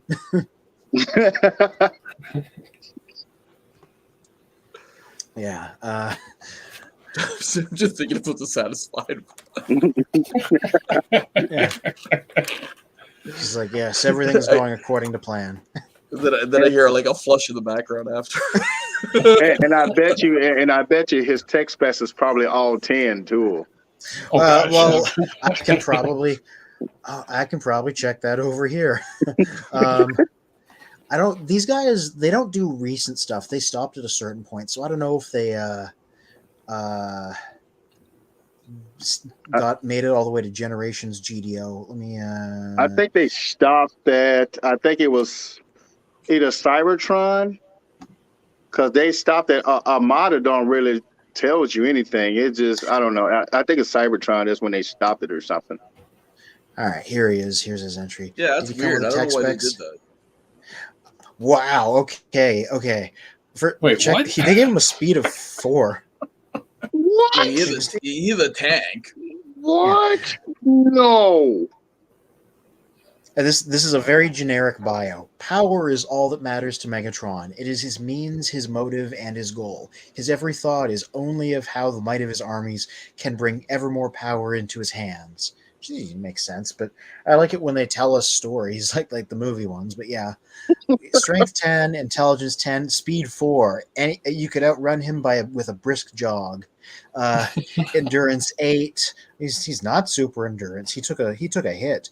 Rank is 10. His courage is 9. His fire blast is 10. His skill is 9. Damn, he took a downgrade when he took this body. Well, the guy's carrying a tank on him. I have to question that speed because I know from one of the previous shows where I remember Dean and Mike were kind of getting into the whole speed debate. A tank isn't as a tank at a certain speed are pretty fast. But are they going with speed in terms of only his vehicle mode or his overall speed? Because in robot mode, he's a pretty fast character. Like when he's fighting another character, so I wouldn't put him at a 4. You know what? That's a good point that you made there, Mike. And I think what they should do, I think they should divide some of the what's called the specs in a sense of like when they say speed robot mode, speed vehicle mode, right? Yeah. Because in robot mode, like the guy's a samurai, so he has to be quick. Right. Like that's instantly like a 9 or a 10. Right. But in a tank, the fast like a tank they don't go 100 miles, man. Like the fastest a tank could go is like around, let's just say 60. Maybe 50 the most. 60. Really? Yeah. Hold on, miles are. It is funny, now that we have Calvin joining. American. Are we speaking? Yeah, miles or kilometers. Yeah, I could not convert them. It should be up to 50 miles per hour, but the speed is poor writing. Now you see what I'm talking about. It's poor writing. This is what I'm talking about. So when they did, No, finish, Calvin. Finish your thought, man. It's poor writing. So basically, they're just there to sell the toys, and they're not actually putting the specs on what they're capable of doing because Megatron is actually speed is at 10. Everything he ranks is at 10. Right. Can't change that. So why would you change his speed to 4 or 5? Doesn't make sense. Yeah. You know what? Well, Let you're me right, pull up the G1 specs from Megatron. Yeah, you know what? Yeah, let me hold on. His up. G1 specs as a gun, because what are they gonna do? They're gonna put a 10 for a bullet, or No, I'll tell you what I'll do. Or Megatron tank form, like when he first became a tank. I'll pull up his G1 well, you know, specs. Soundwave would like fly in his Walkman mode. So I don't know if they take that into account as well. You think about it, like his Walkman mode is like, gee, how fast could that go? Like the wheels in his chest that plays a cassette, right? Right. Well, you know, it was funny. I mean, okay, well, a flying Walkman. Someone else in the writing sense could say, okay, Soundwave transform into a Walkman, and another character like either throws him or Megatron shoots him. But theoretically, a Walkman should have a 0 speed mode. Like it just sits on a table or, you know, on your belt clip or something. I hate to say it, guys, but those are his G1 numbers. His speed was 4 in G1. Yeah, I'm looking at that. How is that possible? He's a gun. Yeah. Because whoever was quick mom with draw with Megatron had a slow trigger finger, I guess. Yeah. damn you, Starscream. I feel like obviously we're not putting too much. They didn't put this much thought into it, but I almost feel like the speed is like half robot mode, half gun mode. So like his robot mode speed is a 4 out of 5, and his gun mode speed is a 0 because he can't move. Mm-hmm. That's weird. Yeah, they gotta separate. Like it's too late now, but I'm saying in hindsight, they should have like separated a little bit, like, you know, the speed of robot versus, you know, their alt mode. Huh. And this didn't change either. I pulled up his original Generation 2 tech specs, which was the first time he ever had like a vehicle mode. And that's his speed's still 4 there. Yeah. Yeah, but look at his courage. It went down. What was the original? Went down. Yeah. His skill went down too. All right, and his strength oh wow. Every stat of his went down except for endurance, which went up by 1. Damn. Okay. No, his courage is still 9. Or was it? Or 7? Yeah, it's 7. Well, it was 9 before. In that case, in the movie, how's he able to flick that many wounds on Optimus Prime if he's that slow? Sneak attacks. Yeah, that too. But still, going from blow to blow, fighting hand-to-hand combat, that should not be a 4. Yeah, you're right. Yeah. Especially when he's like the gladiator champion. Yeah, I just want to point something out funny about this. I just realized. So like, this is his Generation 2 tank. Almost all of his stats are worse. And the explanation for this form is Cobra gave it to him. They rebuilt him, right? That's what happened in the Marvel comics. So you can blame Cobra doing a crappy job of rebuilding him. That they made basically everything about him worse. That was either Cobra Commander or Destro. Yeah, or both. I don't know. I haven't read the issues yet. I'm not up to that in my read, but the only thing I can think of, I'm going to pull a Star Wars, what's called analogy here, or like, you know how Palpatine gave Darth Vader a poor suit so he can control him, right? Yeah. So they gave him Grievous technology. He gave him a less tech, what's called suit, right? Yeah. So maybe they did memory that. Serves, yeah. I didn't read these, but I read the summaries at some point. I think they were like, "We're going to give you a body. You're going to work with us," and then Megatron just like pieced out. Yep. So it's like, "Thanks for the free rebuild," and then that was it. And I guess Cobra's like, "Joke's on you. We made you worse in every way." Wow. So they just downgraded him.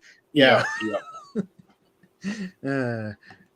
Well, you know what? I mean, if G.I. Joe, if Cobra truly knew and understood Megatron, they're like, okay, we'll rebuild you and make you functional, but we're not going to give you all your power, because at some point we know you're going to turn on us. So we still, we have to be more powerful than you are.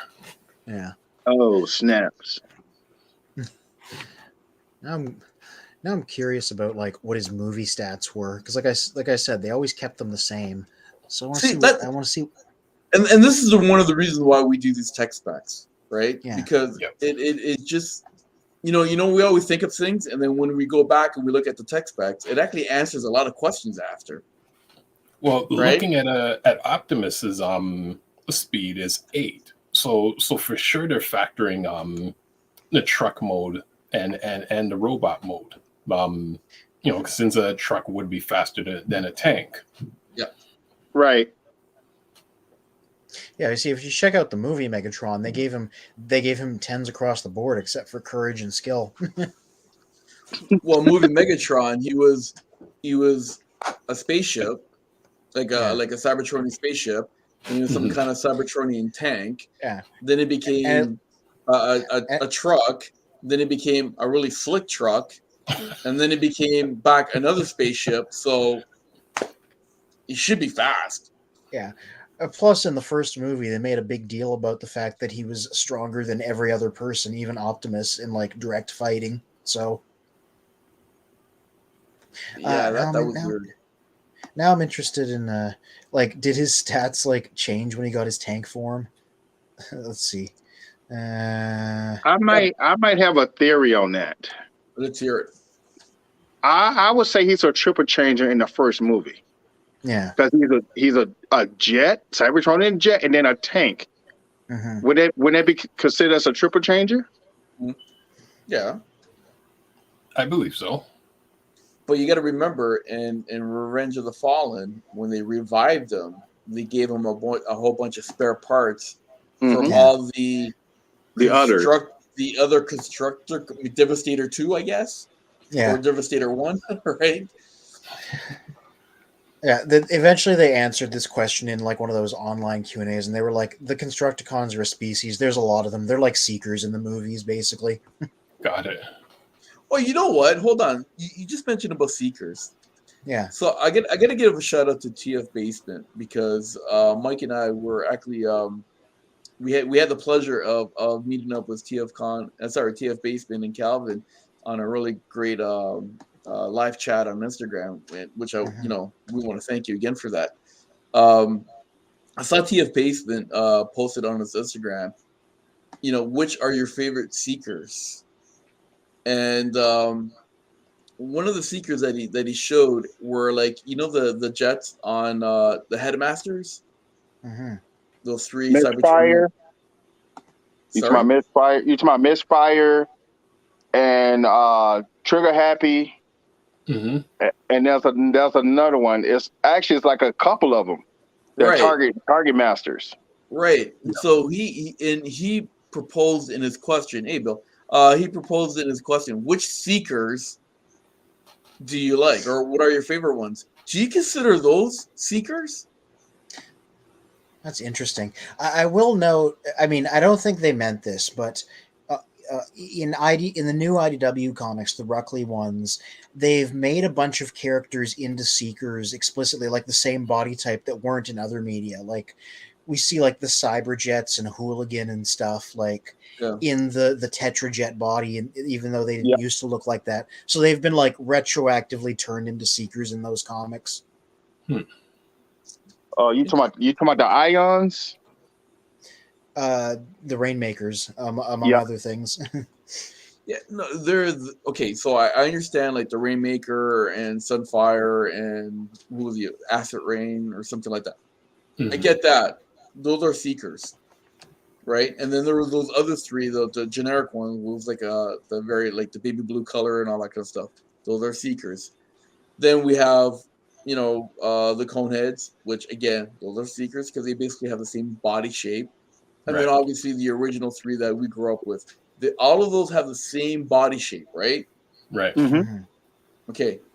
Then you have those other 3 airplanes from the Headmaster series. Are those considered seekers as well too, or that's just a separate group? That got me thinking because, like I said, when I saw TF Basement post about that got me really thinking. Well, you know what? To you guys. And I'm thinking of one theory, and actually it may even branch off to another theory, because there's two other jets. As I always forget their names. I believe it's a Dreadwing. It's basically the two Power Master jets where they can Dreadwind combine and Darkwing. right and into a larger jet. And their jet modes are similar to Seekers. So the one theory I have now is is whether or not, say, all the other Seekers that just somewhat disappeared from the early G1 days, that those Seekers then get reformatted into these newer vehicles, and were reintroduced under different names. I would say so. Just to keep the toys going, because just like Hightower, I didn't find out about this guy until I think it's Combino Wars, and I didn't know he was really like 3 pieces that you put together to make a big Seeker, just like Overlord. Yeah, exactly. Overlord. Yeah. But you see where I'm getting at, right? Like you see how those Seekers, they all have the same body, right? So that, you know what, like that, I think we got to get a TF Basement on here. Yeah. You know, on one of these days and see what he has to say. But if, you know, I just want to go back to our audience. Give us your opinion. Type in your comments. Also hit the like and subscribe and all that kind of good stuff, right? But we definitely want to hear from you guys as well too. It helps, right, to keep this conversation going, because for me, I don't think they're Seekers. I think they're just a whole different set of other airplanes, I guess, if you want to call it, or spaceships or whatever case is. I think they're totally separate figures that are not part of that group, I guess. That's just my opinion. Yeah, something I was pulling up here while I was trying to find things unrelatedly, was unless they could have been scouts or something like that. That's what I'm thinking, because there is 3 of them. That you got Trigger Happy, you got Misfire, and I think a Chasm or whatever his name is or something. Slugslinger. Slugslinger, but it's a whole bunch of them though. Yeah. Yep. I was going to say the wiki at least defines it as a body type, and explicitly says it's the people that share this variance on this basic design. Look at that. Yeah, these are just like random examples from like throughout the cartoon that they just colored onto this model. Jeez. They just stick these guys into the backgrounds of scenes, Yeah. We got Bill from Facebook. Hey, Bill, thanks for joining us again. On Facebook, saying, my opinion is that the body types of each Transformer, Autobots, and Decepticons are the different races of Cybertron. Yeah. It's just random colored Seekers here. So that's interesting. That's a good opinion. That's a good a pretty good hypothesis. Is that correct? Did I say correct? Hypothesis? Correct. Yeah, that's correct. Yeah. There you go. I'm trying to sound so smart. He's not here today, so I gotta try to use those same words. I mean, we could say the certain color style of Seekers were from, like, say, one section of Cybertron, and whether or not they had a sun, say another set of Seekers, depending where they're located, like, affected their color scheme or whatever their functions were. Yeah, because if you look at Anthony, the way he's scrolling down, they all have the same form, right? Yeah, you say that right as I reach the car one. Yeah, I know it. Exception. But like even in Transformer Prime, right? Even if you look at Starscream, when they had what's called his Seekers, in a sense, when here's an example of one of them here, Slipstream. Right, but those were basically clones of all of his personalities, right? Yeah. You're talking about Skyquake and the other dude. Yeah, so the brothers. Exactly, right? Yes. So it'd be considered Seekers. Mm-hmm. I wouldn't think so.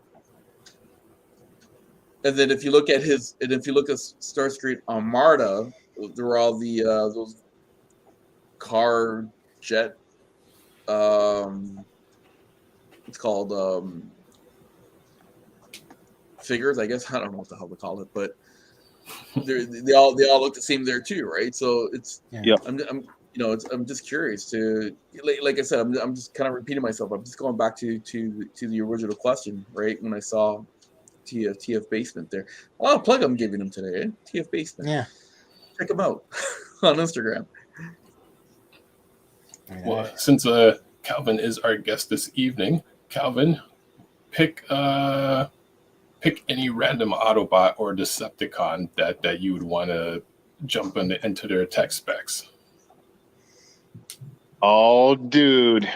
Let us look at Overlord. Okay, let's see what Overlord's saying. All right. Because we actually talked about, I think on one of the shows that, besides Megatron and Shockwave, right? Like, who else could be a good candidate for a leader of the Decepticon? And we talked about this guy. Okay. We didn't look about his spec, but we talked about this guy. Yeah. The interesting thing here is because he was a vastly different character in Japan and in Europe, he has two different tech specs. The Master Force ones and the European G1 versions. So it's like a twofer here. Interesting. Yeah. So the first thing they have is a little bit, Anthony, if you don't mind. Can I go what? Blow it up. No, blow it up if you could expand. So instead of at 100, keep it like 125 or something like that. Yeah. Okay. Now we're brushing right up at the edge of the window. So, so this is his. Well, first let me just go have a quick look at the figure because it's Overlord. We all love Overlord. This is his base mode. As we're looking at that, Bill from Facebook said, that's why you have so many that are relatively the same, but different colors and voices. The Datsun Boys, the Seekers, Huffer and Pipes, the Lamborghinis, even Ops and Ultra Magnus, they are representatives of races on Cybertron. Yeah. Okay, so Overlord's Japanese tech spec says like nothing about him. So, remember, he was a non-living thing controlled by two humans called Mega and Giga, but I'll read this out. Ability: makes double attacks using the jet aircraft and tank, rapidly produces homicide weapons and missiles using his internal weapon plant. Weapons... Don't fall there, come on. Watch out for that Seeker behind you. Yeah. His weapon, Transtector Destroyer Cannon. In his final attack, Disrelieve, the strongest god power in Destron history. He inflicts damage on the regenerative abilities of Cybertron's Transtectors. And his stats are mostly 10s across the board, except his speed and his skill are 9. So this doesn't tell us very much about him, just a bunch of abilities. But over in Europe, he's got a full bio with a quote. And it is, "I stand my ground. I accept any challenge. I am hungry for conflict." Mm-hmm. A legend by nature of his existence, he emerges as a new and deadly Decepticon anti-hero. This mighty machine has the Autobots guessing. No location is too remote and no terrain too tough for this megalithic powermonger.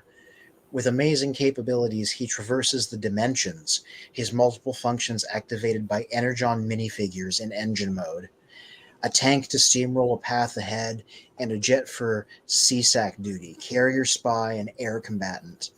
The colossal body houses an arms manufacturing plant, producing a multitude of sophisticated superweapons.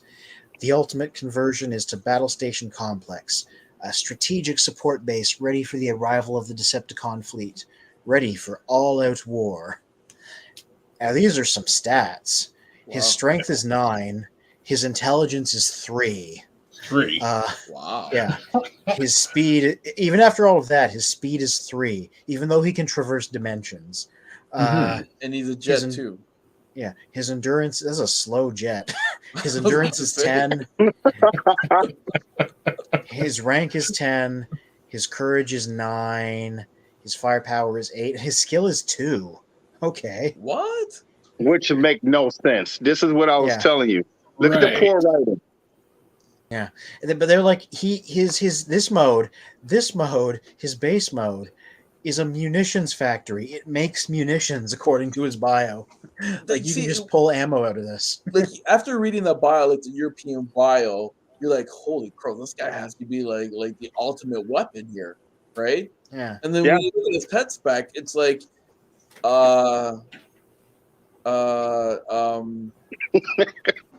let's set them up first because you know we always send out the weak ones out first, right?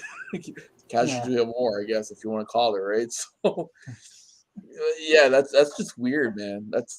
And then the funny part, in the cartoons, he has a Texas accent. Yeah. This was years before Titan's Return was a thing. Right. Yep. You figure he has like, you know, either like more of like a Japanese or a European kind of accent, but they give him a Texas accent.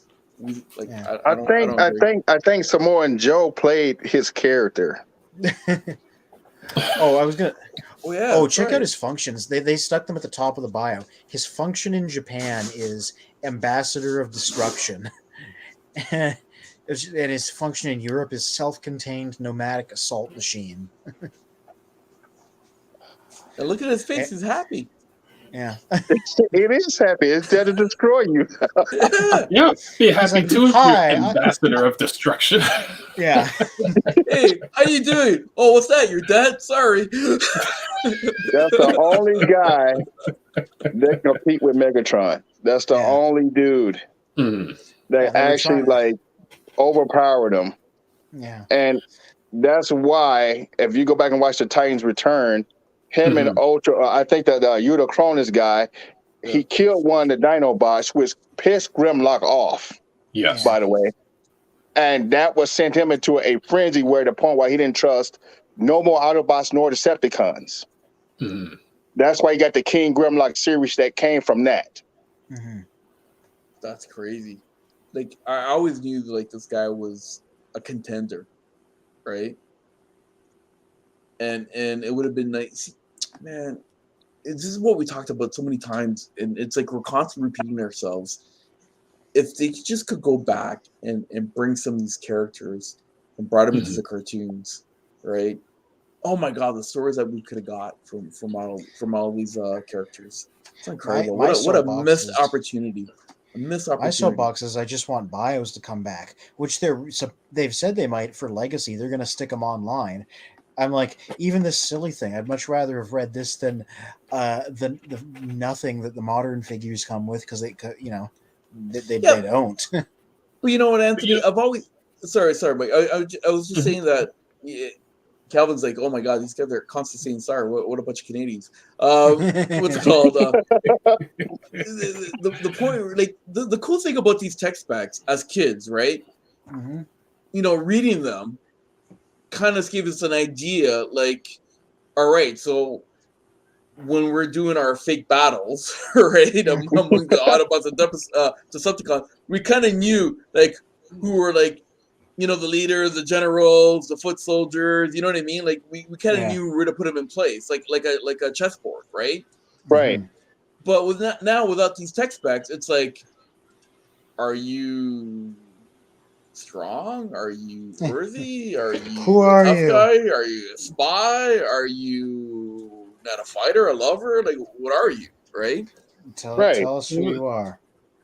Bill from Facebook says, I agree, Courage. Tech specs are needed for new collectors and fans. I miss them as well. And I mean, for us, you know, back in the G1 days, it's I would say for our generation and compared to what I see of children now, I'll describe children now in a sense, even with their favorite TV shows, you know, the show will start and they're clicking skip intro just to jump into the show.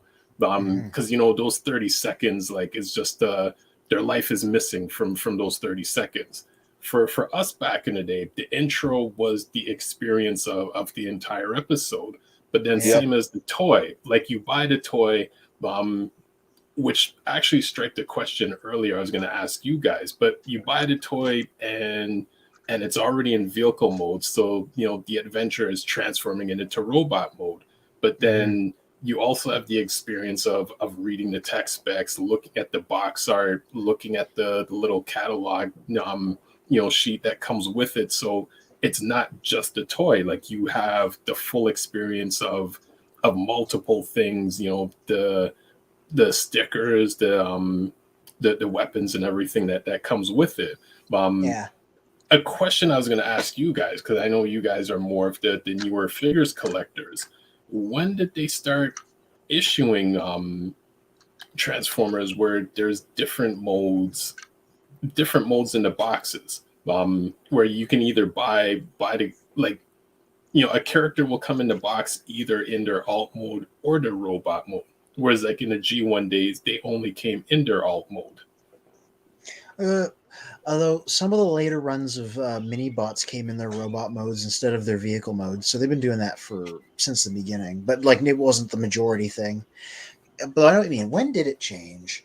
I just had these two here because I was like, Dracodon and Vertebrake, new characters they brought into Kingdom, no bios. We don't know who they are. They look cool, but we don't know who they are. So they're just Decepticons or Autobots. Well, I mean, we know their factions. This is Maximal. This is a Predacon. That's about it. What are their personalities? What are their functions? I would like to know, because they're interesting designs and good figures. Yeah. But, okay, so I'm trying to go off memory here. I want to say it was Revenge of the Fallen when putting them in robot mode started becoming the norm, because 2007 movie, everything was mostly in vehicle mode. There were a few exceptions, but that was the majority of things. But Generation had both. Yeah. You could pick them up in robot mode and in vehicle mode, especially United Warriors line, which is the same thing as Generation, but that's the Japanese one, right? And Generations is the same way too. Yeah. They're in their not the robot mode, but the actual like plane modes, like alternate modes and stuff like that. So that's basically what you're seeing. But I think it just started in the early 2000s. Yeah. Yeah, okay. I'm just looking for packaging photos of like random guys. So yeah, okay, so Dark of the Moon was still doing vehicle modes. So this would have been like 2011. Yeah, but if you look at their Voyager class, they came in robot mode. Yeah, they came in robot modes. Did they? Let me just Sentinel Prime. Sentinel Prime was a Voyager. Do they have a box photo of him? Oh yeah. See, because I have Sentinel Prime. Oh, sorry. Go ahead, Mike. Sorry. Cool. Andrew from Facebook says Overlord's mini car is a carryover from Power Master Optimus Prime. The head, which was a headmaster, also turned into a mini car. Then they changed and decided and changed that and added the little car for the Power Master, but that did not pan out. And also Optimus Prime was going to be a triple changer that also turned into a jet. And that truck mode was really, really bad. Hasbro is getting super lazy on bio generation. And with how the company is right now, I hate to say it, it is a good thing they are not writing bios. Yeah, they are getting lazy. I agree with that, 100%. Yeah, though, like I said, I'll believe it when I see it. But the thing they've said is they are supposed to bring them back for Legacy, and they're going to be online bios, which is something. But we'll see if that actually happens. Like I said, lazy, just put on the box. Laziness, just put the stuff on the box and give us a card inside of the box. I agree. Well, Andrew mentions Power Master Optimus, where the head was the headmaster. Now, is he from Power Master Prime? Okay. Yeah. I can look that up and show you. Is this like more of the recent Power Master? I'm guessing. No. This is wait. I gotta look up Optimus Prime. This was the original plans for the G1 figure. They scaled back what they had planned for it, but yeah, its head was originally gonna change into a like a vehicle, like into roller, something like that. So are you telling me So you're telling me if I understood correctly from Andrew, because this is the first time I'm hearing this. So Overlord came out from basically a mistake, not a mistake, but like giving up on Optimus Prime's new mode. So they just said, forget it, we're just gonna make this mode into a brand new character. Well, they couldn't make it work, so they used it. Yeah. Here we go. That's Power pretty Master good. Optimus Prime's design history. Being the grand toy, he went through a lot during the design process, a number of design changes. Can you blow that up a bit? Can you blow that up? Oh, this is like a really early thing where they thought of maybe turning him into a triple changer where he was also a jet. They didn't go with that. That's really early. Okay. Yeah. I'm trying to find the head thing. Here we are. Yeah, and you can see they probably didn't go with it because it made his head look weird. But this was a plan. You see, the most of the body is what we recognize. But Interesting. they had an idea where it was going to be like roller and then a roller robot, and then it changes into his head and goes on him. And they just opted not to go with that in the end. Maybe because this being G1 and the engineering wasn't where it is today, he had all this like junk around his head. So I guess maybe they didn't want that. You know what? I'm glad that they kind of took that and made him into Overload instead of making Optimus Prime to that. Yeah, it's funny because this is obviously fairly late. Yeah, because like the rest of him, like this is recognizably Power Master Optimus. This was probably pretty close to finished when they decided not to do this. Mm-hmm.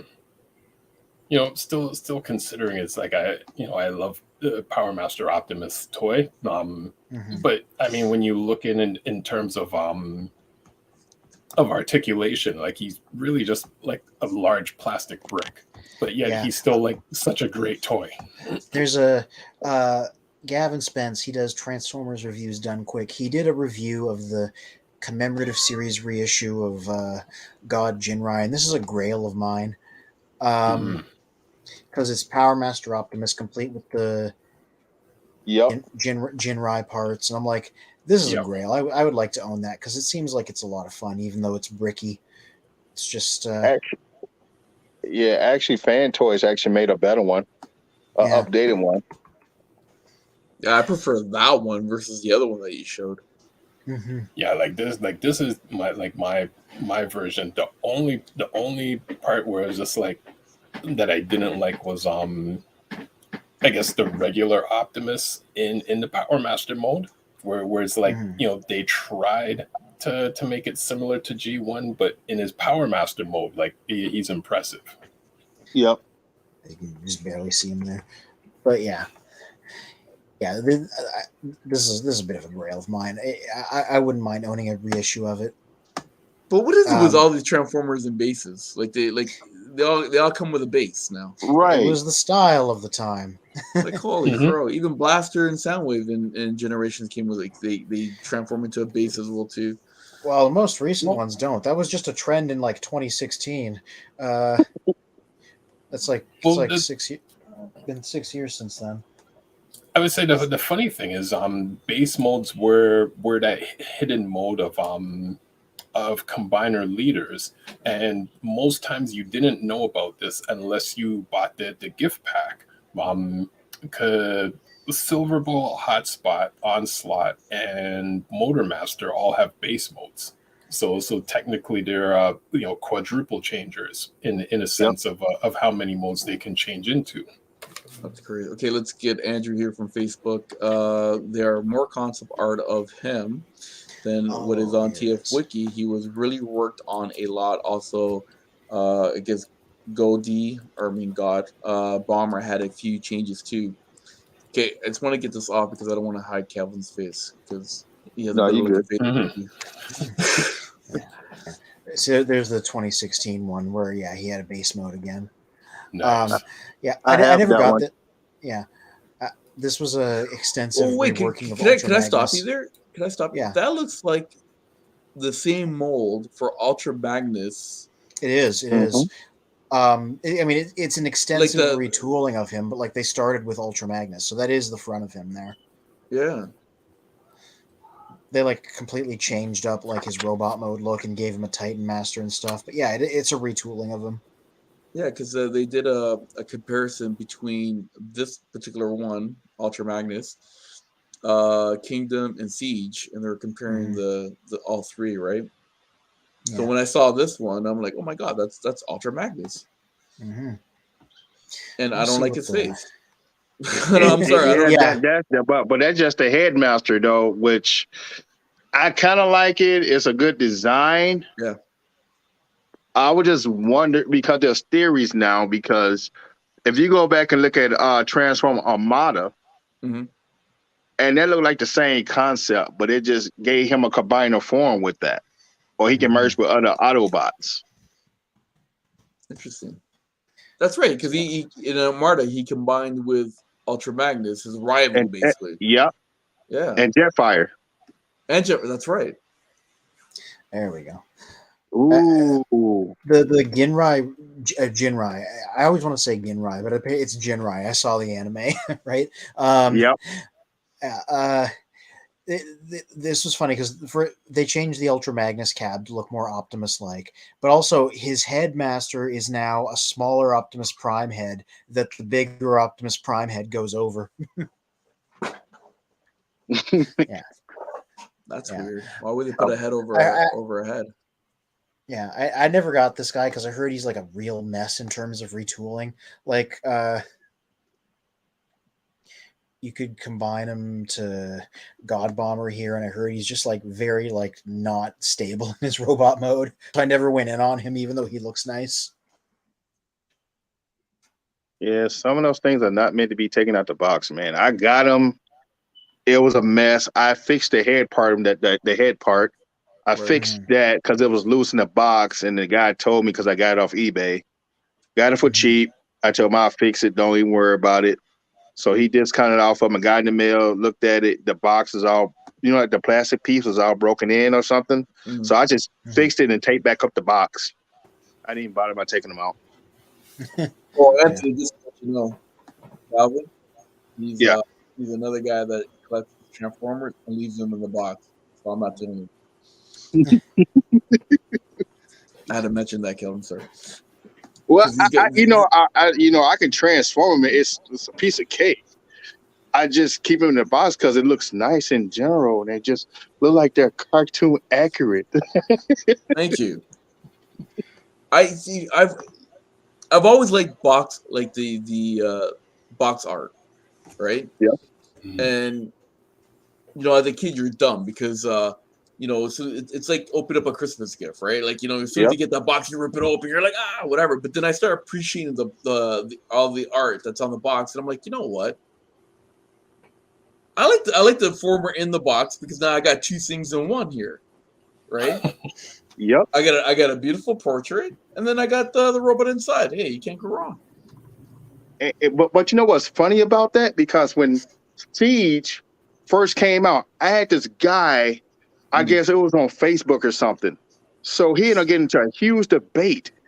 I said, dude, they're giving you the codes, like the planets that they're going to and what they're going to find. So he's sitting there telling me, like, no, it's not. You can't read. I said, dude, they're giving you the codes, what planets that they're going to, and then introducing new Transformers. Yep. And I proved them, I just said, dude, if you can't read, why are you collecting Transformers? If you can't read the specs, why are you collecting them? And sure enough, when Siege came out, if you look at the back of the box, there are codes. It's where they're going, and when the next Transformers is coming out, just like Kingdom. Yep. If you pay up close to Kingdom boxes, they had Super Bowl on one of them. Super Bowl he's real small on the box because ain't no way you got Black Naragna without Silver Bolt. There's no way. Oh, even the 30s.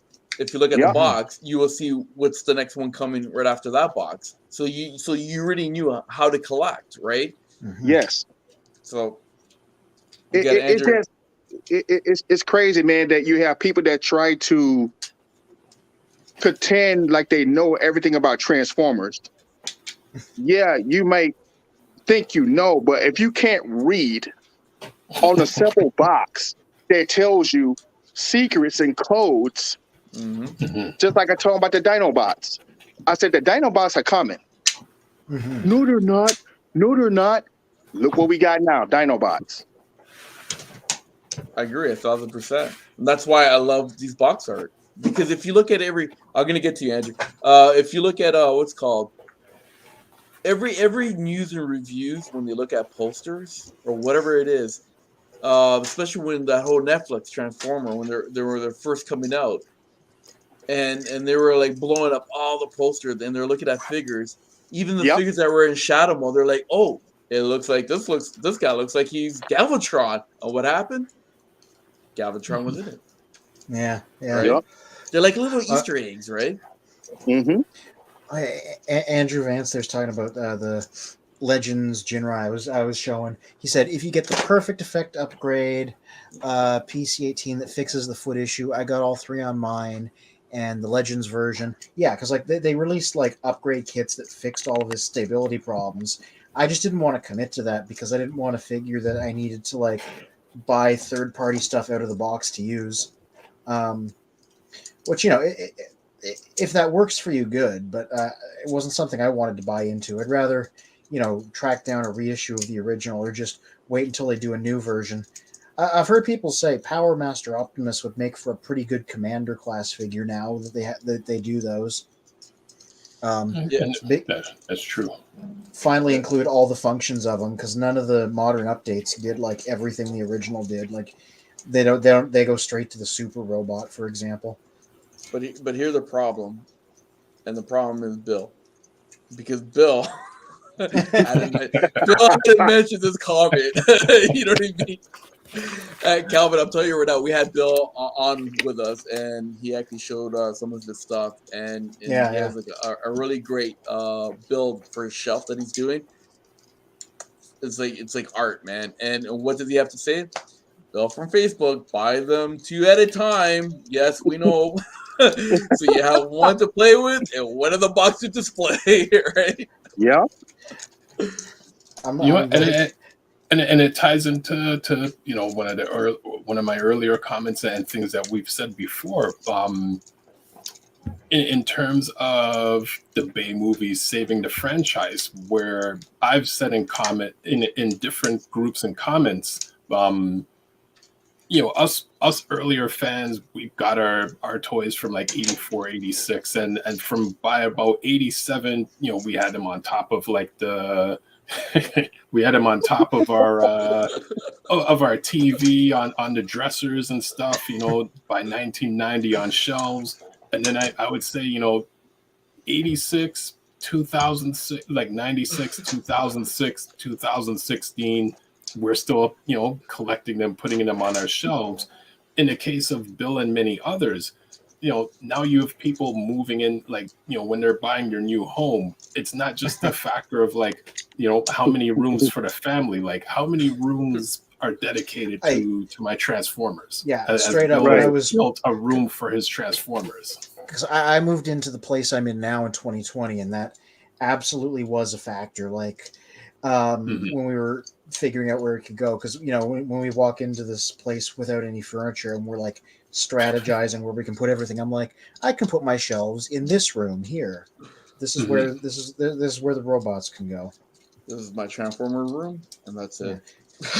Right. Well, I mean, there's other stuff in this room too, but you know, this is a good shelf place.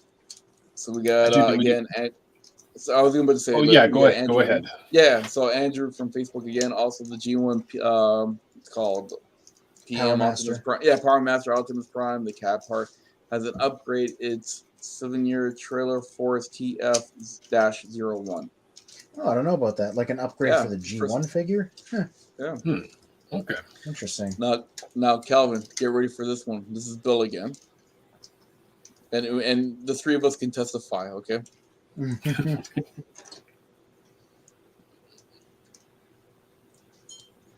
Calvin, my collection is over 6,000, like 1,600 pieces. Oh, we've seen inside his display room. It looks like, no, you know what it looks like? It doesn't look like a toy store. It looks like a really good booth at a convention. Like that's what it looks like, you know? Like one of those ones that takes up a whole row and is selling like everything in existence.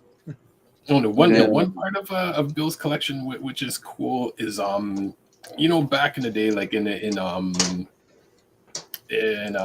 not catalog stores, department stores, and in the jewelry section, you would see like the watch displays, and they would be in like that cylinder see through display case, and it would like rotate around so you could see like the different watches, and like it was motorized. Yeah. He has that in his setup. So there's like a cylinder motorized display. Jeez. Exactly. Exactly. What the? It's something. It's like, look, I saw some of your Calvin. I saw some of your display, right? And it looks nice. Don't get me wrong, okay. But it's like that movie, like Crocodile Dundee. Yep. You call that a knife? This is a knife. You know what I mean? Right?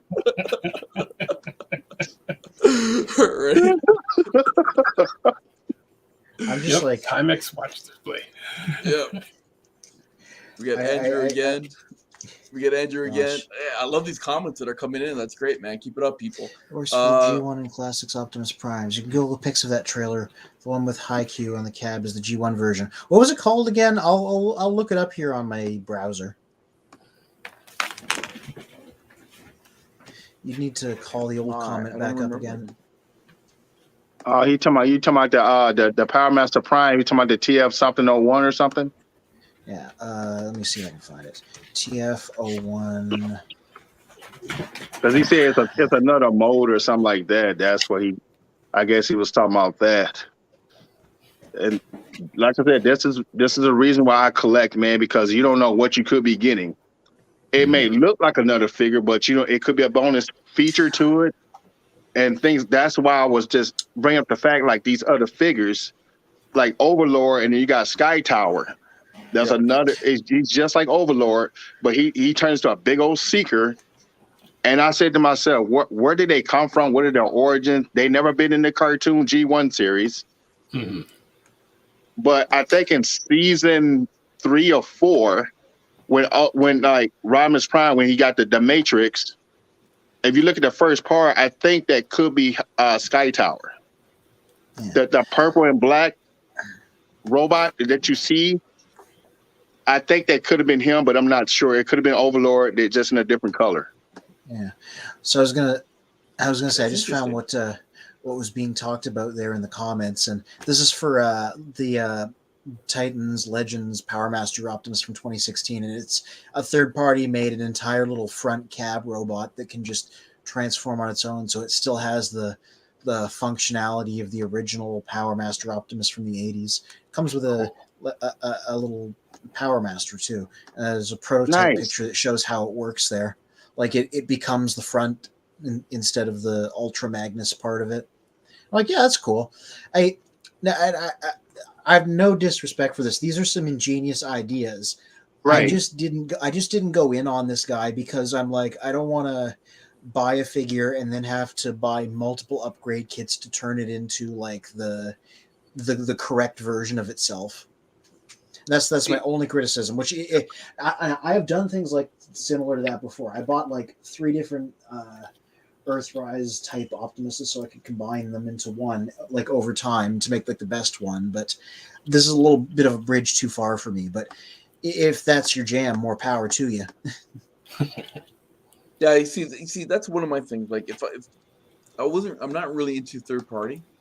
Now, mind you, if there's like a really nice third party action, like a figure out there, right? Like for example, I mentioned this before, Omega Supreme and Predacon, right? Sorry, Predaking. I wouldn't mind picking those ones up, right? I forgot the third party name that I'm talking about. But what I would do is that if there's like, an extra, an accessory, like a better gun or a better sword, or if you have a combiner and you can add to make your shoulders a little bit bigger, the wings a little bit bigger, whatever the case is, I don't mind buying those little extra parts to add on to your to your Hasbro or to your Takara version of your Transformer, like the original, right? That's that's me. That's my preference, right? So I'm not knocking third party, but that's everybody has their own thing, right? Over to Bill has Bill says here from Facebook again. It's a Timex watch display. I have my G1s in there. Yeah, it's pretty awesome. Yeah, you know what? The chain, bro. Off the chain, bro. We got to get Bill one more time on here, and get you on here as well too, and he could do like a little tour, and you'd be like, wow. And you know what? Hey, for anybody else that's watching as well too, yeah. If you guys want to jump on, please. Again, the whole show was to bring on people to discuss everything about Transformers, whatever you want to talk about. We'll talk about it, right? And if you want to join, just like Calvin as well, or even Bill in the past, please join us. And if you also have anything that you want to display, any of your collections or anything that you maybe custom built or whatever it is, right? Send us the pictures, man. We'd be more than happy to plug it on the show, plug it on our social media platforms and all that. And we're here for you guys, right? We're not here for us. We're here for you guys. So please do that. Maybe Spin can answer this, but now I'm like morbidly curious. Is there an upper limit to how many people we can have up on this thing at the same time? Like, how Brady Bunch can we go with these windows? I want to go like 100. Yeah. Jeez. Well, you know what, Calvin? Here's the funny part, right? Originally, we were supposed to be on some. What was it? Spin? Was it like some Discord thing on Apple? Oh, Clubhouse. That's it. Clubhouse. Where you can have like multiple, like huge amount of people just talking all at once, right? Right. And because some of us have Apple, some of us have Android, so we couldn't really do that. So this was like the next step in a sense, right? Right. So if we can invite like 100 people on here, we will do it. Yeah, it would be fun. I thought that we're in the age of technology. We should be doing the impossible. You know what I mean? It just seemed like we're just still limited to certain things. And it's just, to me, it just doesn't. I think that we're still 100 years back in technology, to be honest with you, because ain't no way we should not be stuck like this. Well, yeah, because if you think about it, remember back in the 80s and 90s when we had, what's called, you could call that third person. Yeah. And then that third person will have like that third person feature, and then we'll call it another person that had third person, and then another, and then we had like 10, 20 people on the phone talking. It was sorry, Anthony, but it was like our own party line. So we figured, why can't we do it here, right? Yeah. So that was basically a winter nights, because in the summer it's like everyone's like just chilling, hanging out, but in the winter like nobody wants to come out, so it's just like like just 30 people up on the phone lines. Yeah. That's crazy. We got Andrew again. Perfect Effects PC16 prototype was going to use a slightly remote rock, and they had a wheelchair. Wheelchair for high Q that would fold up and slot into the back. Oh yeah, I wonder if it's a wheelchair because of No, he wasn't in a.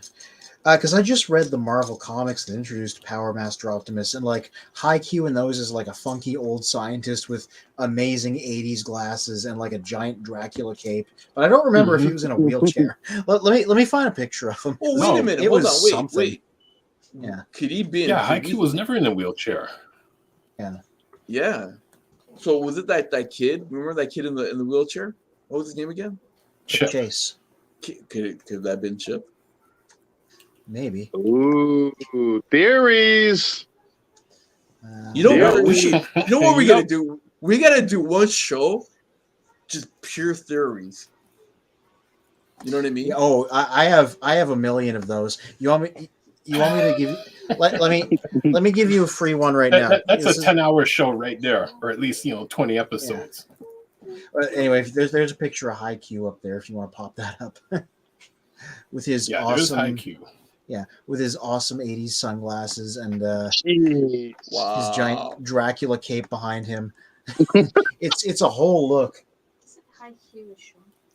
No, High Q's a That's some A 70s. guy. That ain't 80s. That's some 70. That boy perfume. ugly. He made hair plugs. You know what? Speaking of cosplay, and I mean of anyone watching, does anyone know of any TF cons or Comic Cons where people showed up dressed as Nebulons? No. That whole the Marvel one, it's just like Flash Gordon straight up. I would say Blade Runner. Yeah, a little bit of both. We got again, Bill. Bill from Facebook. The rotating stand for HasLab Unicron failed. Ooh. He's too heavy for the one that I bought, and it was pausing and causing him to rock. He never fell, but I was nervous, so so it's back to the design board. Interesting. You know, I could see the wheels turning in Bill's head. You know, it's that engineering mindset. It's the engineering mindset. It's like while you're designing something, you already see like the modification or like 10 steps ahead. And then you get to the end point and you're like, okay, it's not quite doing what it should, and then the wheels are always spinning. We always just once we get into design mode, you know, it's Bill will get it. I know he'll get by summertime. I know he'll figure something out. He's a carpenter by trade. Mm-hmm. I mean, considering the Unicron is the size of someone's trunk, like of a car trunk. Jeez, that thing is that big? Yeah. Oh yeah. When the boxes first came out, you know, like someone who had a Pontiac Firebird, basically like Knight Rider. The size of Unicron was fit in the back of Kit, but you couldn't close the trunk. That's how big this box is. Bro. Exactly. I don't get me wrong. I thought about it, but I had to say my words. I came to bargain, and I said no. Yeah. Oh yeah. Like I always say when they announced that thing, like I didn't go in on it, but like I did the equivalent of like having a montage where I like stood by a lake skipping stones and looking intently out for like an hour. Mm-hmm. I was like, I want this, but I can't responsibly go in on it. It was for me. It was still able to collect Transformers. And what I mean by still able to collect Transformers, like small Transformers, Yeah, or getting a divorce. you got to tell her, man. Just tell her you came to bargain. I had to really think about that one for a bit. but then pull a Doctor Strange every once in a while. You come to bargain. I know, but then the Gina Finch in me, right? Thought about it for a second. I'm like, oh, wait a minute. If I don't buy that one big one, I still keep my marriage. But technicality, I can still buy a whole bunch of little ones that can equal to one big one after. So there you go. so it was quality. It was quantity over quality. It's like when the commercials, you know, you coming home, you buy something very expensive, you're going to get 55 answers for that expensive figure. How'd you get it? How much it costs? Is it a cost something down the road? Yep. It's always in the fine print. You got to always read the fine prints, right? Yep. There you go, Mike. I'm just going to tease you there for a moment. You know what?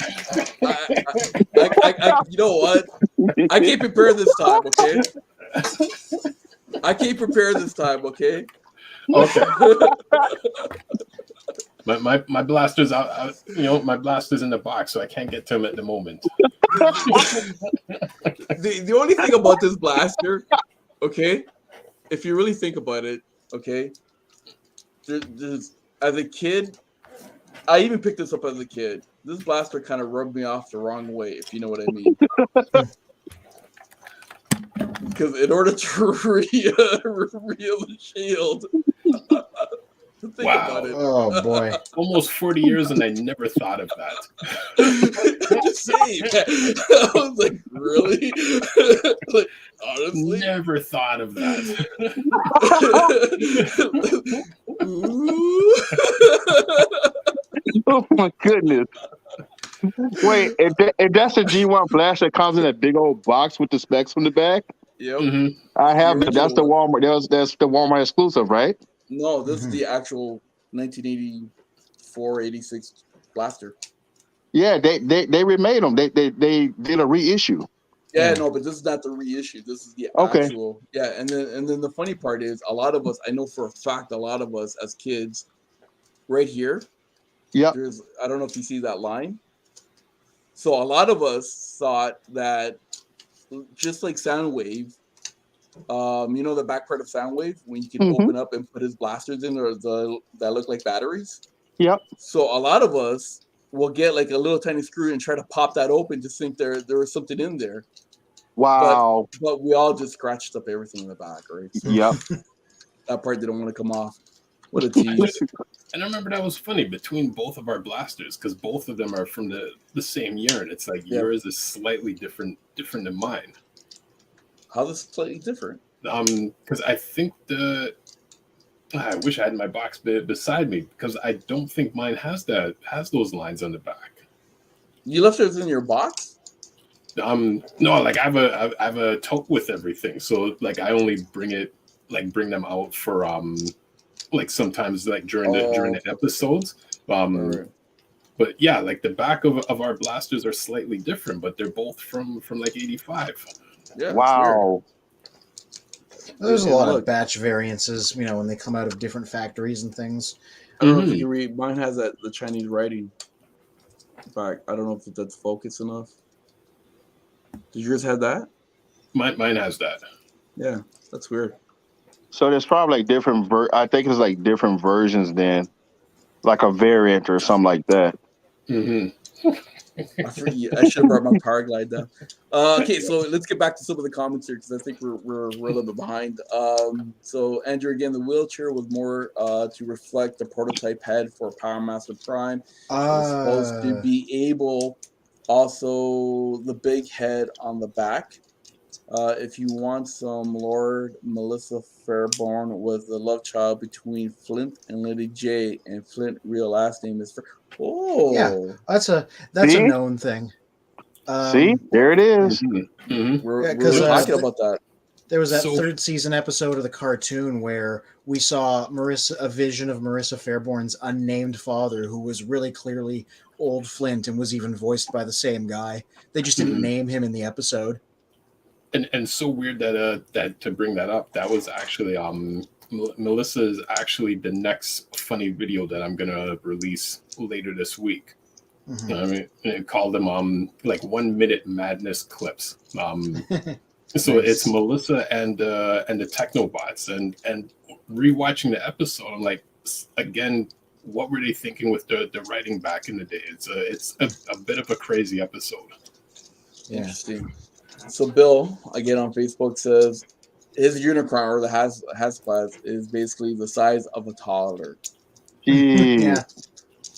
That's crazy. See, man, that's why I stuck with the Energon one. I stuck with that. It lights up. You can put batteries in it, so I'm cool with that. So that's the closest I'm ever gonna get. If I buy something that big, I'm not taking out the box for number one. Number two, I just throw it away somewhere because I know it's not gonna fit and it's gonna look like a little kid in the corner, and I don't want to deal with that. Why is Calvin keep on like not paying attention to that kid? What's wrong with that kid? That kid got horns. He make fight. That's a ugly looking kid, man.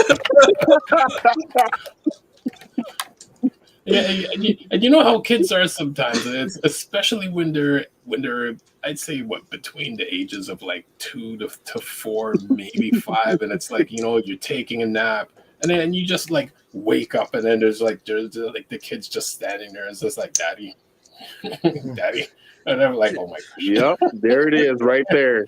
There it is right there. It's like daddy. The kid has a goatee already. What happened? I must be Yeah, you know what? Italian. And the crazy part about it, you can scare somebody with that thing too. If you just put it right close to the door and have one of your friends or someone to walk in and make it speak, can I have some candy or something? It will freak a lot of people out. Good. Yeah. Again from Andrew on Facebook. I know the Beast War Neo Unicron was as big as Beast War Ultimate. Sorry, Ultimate. I can't even speak anymore. Oh, it's my Ultimate Optimus. Oh my god. That was the one that they planned to release during Beast Wars Neo, but never got to come out. There's like black and white prototypes of them. Well, you know what they were saying about Unicron. I was listening to this the other day. So originally, Unicron was one being that was multi-dimensional. So it was the same Unicron that in every single dimension, right? Yeah, that was and then, around the Unicron trilogies when they started writing that into the lore. Right, yep. and then after that, they decided to basically, how do I say, recon that? Yeah, and that's when they started to make they started to make a Unicron for each multi-universe. Mm-hmm. So, like for example, like Transformer Prime, that Unicron belongs there. It doesn't go through any other dimensions or anything like that, right? And even Bay Universe Unicron that never got made, but you know what I mean, right? So they actually recon that. So that was something interesting. Mm-hmm. I think they should have kept the same Unicron. I don't know. That's just my opinion. Yeah, but then you have the question of this guy constantly getting defeated in every universe he's in. Hey, the bad guys got to lose sometimes, don't they? Yeah. Oh boy, I got another theory. Mm-hmm. Here we go. Another theory. So, if that was in the Marvel universe, so would that make Unicron one of those Celestials? That's the question itself. Oh, that's a good one. Yeah, maybe. I think that's a possibility. And Primus, because if you look at it, the Celestials made a lot of beings, including Galactus. So you got two planet eaters. So if you look at it, right, Unicron is basically saying it's for the medical beings, which is the Transformers, which it was once humanoid, and their bodies got transformed into metal parts. Okay. So who to say? It's crazy. Okay, so hold on to that theory. Thank you. Mm-hmm. Because now, ever since that Transformer or Hasbro bought GoBots, you know how GoBots became GoBots, right? There were once humans, in case our viewers that don't understand, GoBots were actually humanoids, and they got into the Great War, and because they were getting, killed or damaged or whatever, they decided to, in order to save their race, they decided to transfer their essence or their minds into these robots. And so now, like in the deeps of Globotron or whatever, there's like literally storage units of humans that are like laying in these beds, like in a coma, while they're running around as these vehicles like that are fighting each other. So that could go based on your theory right there. And then if you look at it, they have crossover into the Transformer universe, which not Goldbug, but the other dude, Bugbite. Bugbite, yeah. Bugbite is a GoBot. Yeah. And in the comics, there is one page where Megatron actually kills, or I don't want to say kills. Well, he kills. Yeah, he does. Psycho. He does. I know what you're talking about. He kills Leader Psycho. 1. Oh yeah, Psycho. Yeah. Yeah. See, now it's like I just said. It all makes sense now because it all ties in because they say you can move the conscious into another body. Mm-hmm. You got to be really smart to do that because now you're. I would say it could be your soul. So now your body's being transferred into another body. What they call it, a spark. Yep, spark or essence or something like from the consciousness. Yep. So all this stuff gets uploaded into another body. So now you can be able to do the impossible. Well, it goes back to Autobot Spike. Well, it goes back to Birdie Kiss. You remember when Starscream was recruiting his own little army, where did he go? Mhm. To the vault. It's like a prison.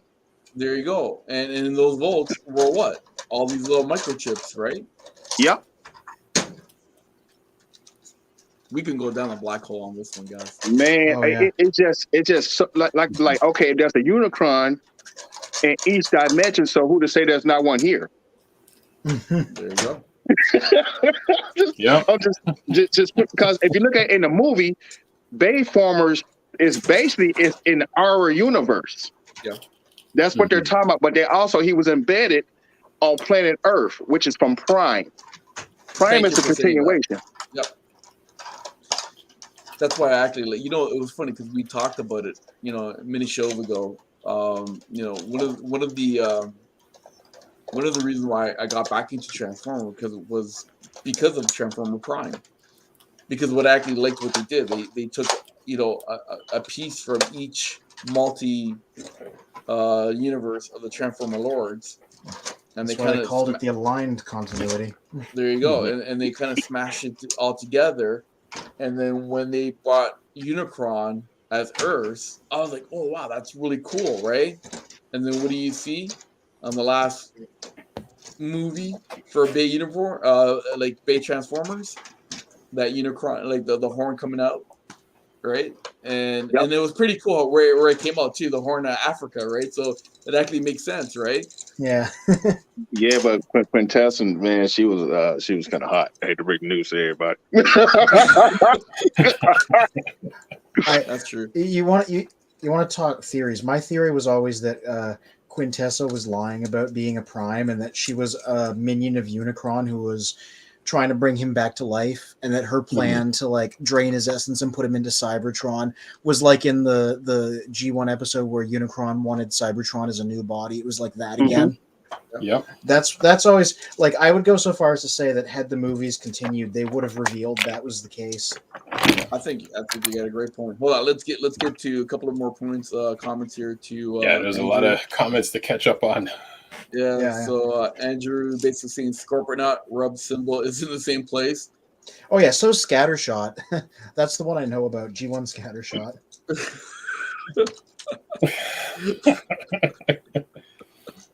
It's a thing. It is a thing. It's his thing. It's an actual working radio. No wonder he's called Blaster. Blaster, I barely knew her. That's it's for people that watch porn. It's 10:30 at night, so you know where your children are. Yeah, I'm like, I'm just sitting here just thinking, man. I'm just so, and basically what they're saying, because when it was with Marvel and they're in that universe, because when I seen that first, I got the comic book when Spider-Man had the Symbiont suit on, and he swung around Megatron. And I started to think there, like, because the Savage Lands, that's where the Dinobots came from. Yeah. And that's kind of odd to me that it actually showed that in the X-Men. So I'm just like, okay, so y'all got this episode showing the dinosaurs attacking the Decepticons and running them over and stuff and fighting them. They sitting out blasting dinosaurs. It had no effect on them. Did you see that episode? Yeah, and actually, Tia Baseman did a funny clip on that. He was showing that all the, like, he goes, what was it? It's funny how the Transformers, the Autobots were getting blasted by all these lasers, and yet when the dinosaurs were running against them, right? They were not affected by the lasers, right? Oh man, I wish TF Baseman joined us because he could have popped it up, right? Or we could go on his Instagram. It would have showed there. And you know what? And rewatching that again, I was like, damn. It's like it reminded me of an episode of G.I. Joe where G.I. Joe guys are all blasting each other, but yet nobody gets hit except for the battle robots, right? For the bats, I guess you call them, right? Those exist just to blow up so that they could blow someone up. Hold on, here, look. Here's another theory. Okay, those G.I. Joe guys and the Cobra guys were future stormtroopers from Star Wars. Yep, it's all part of Marvel Comics. See? Mm-hmm. So Andrew again from Facebook, the pre-Transformer blaster was actually a working radio. Yes. Yeah. This is So correct.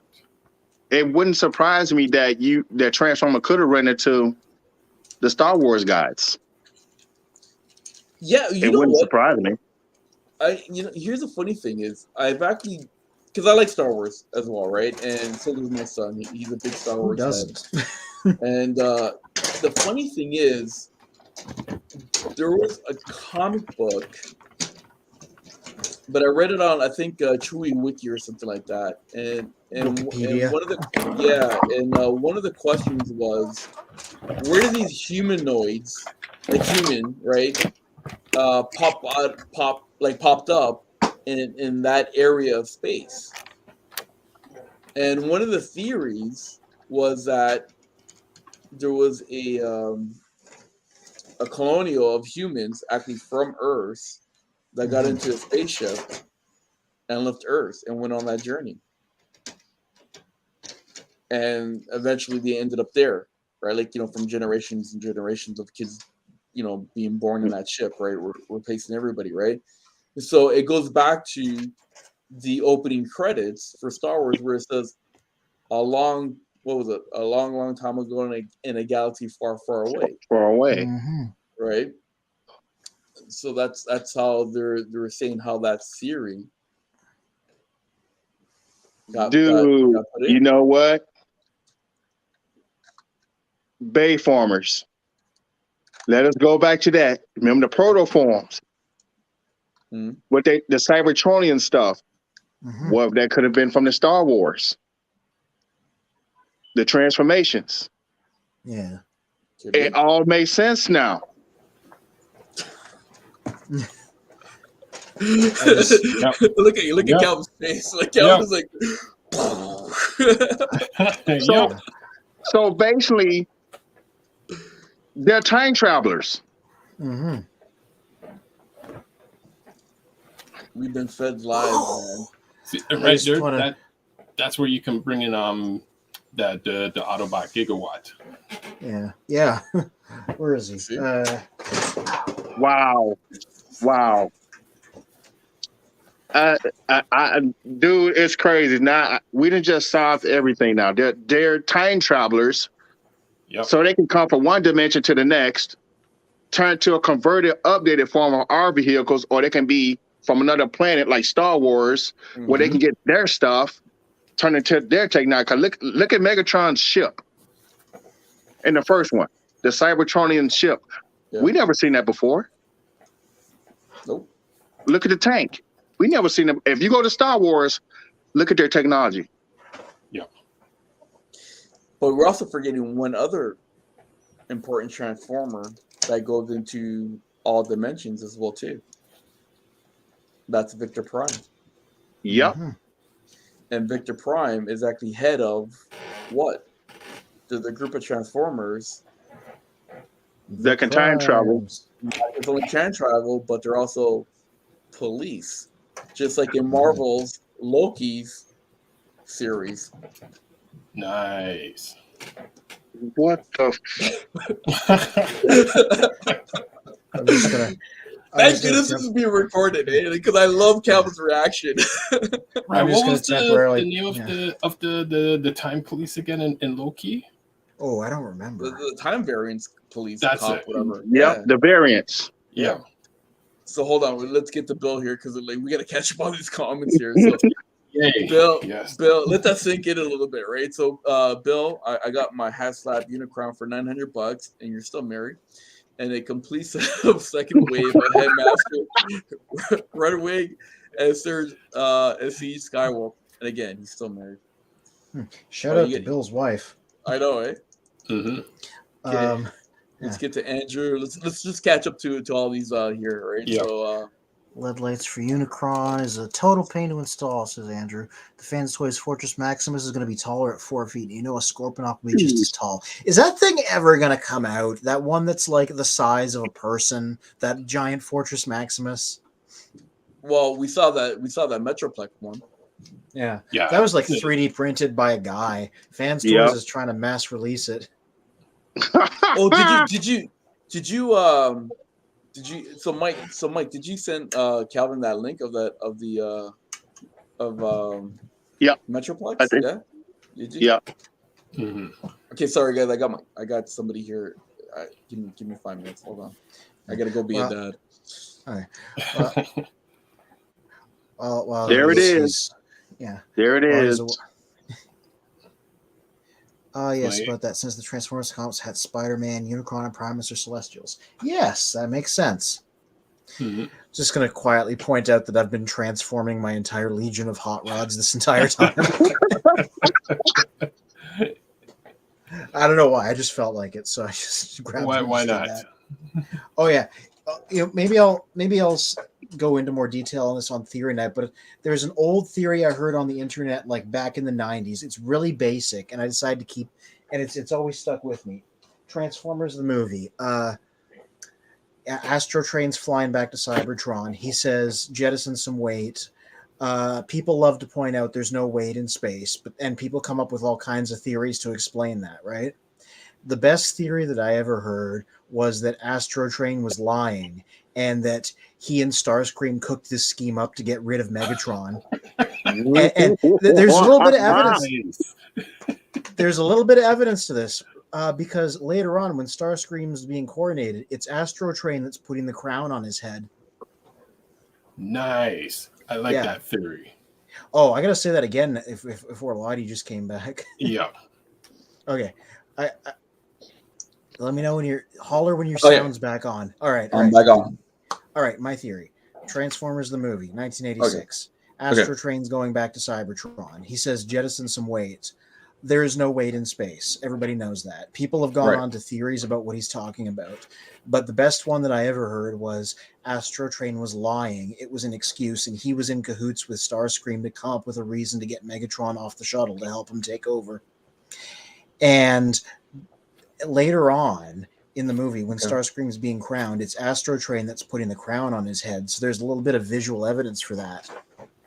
And, going back to the cartoon, Astro Train tried to take over before, so he has those ambitions, and he works in a team to do it. So I think that's what happened. I think he made it up, and it was part of a scheme they cooked up.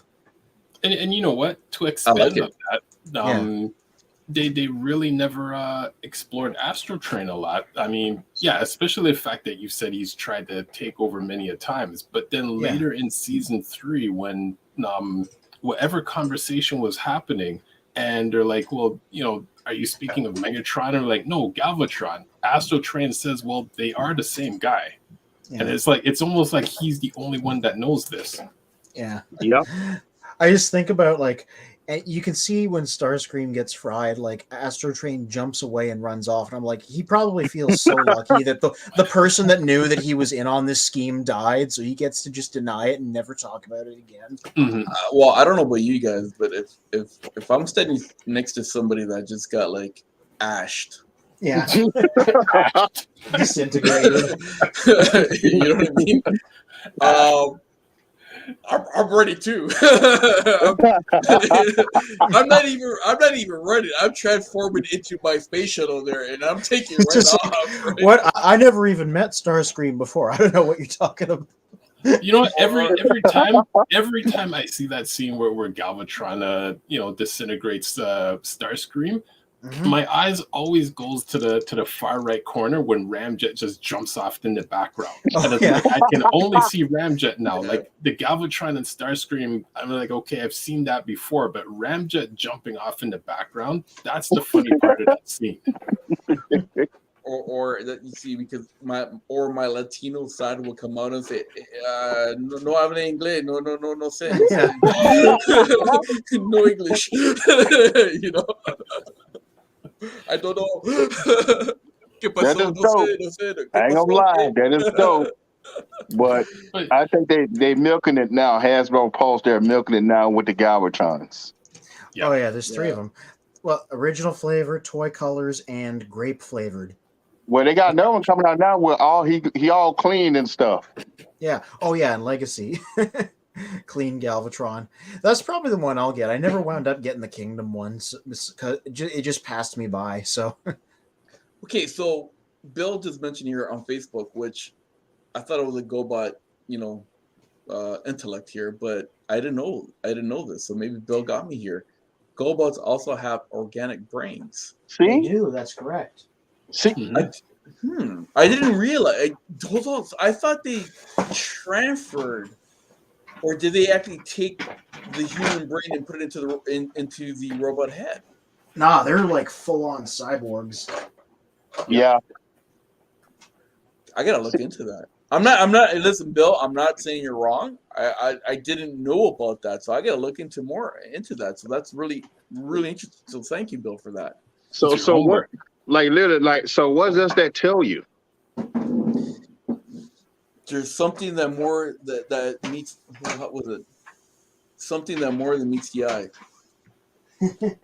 Remember what I told you? Robots in disguise. Think about it.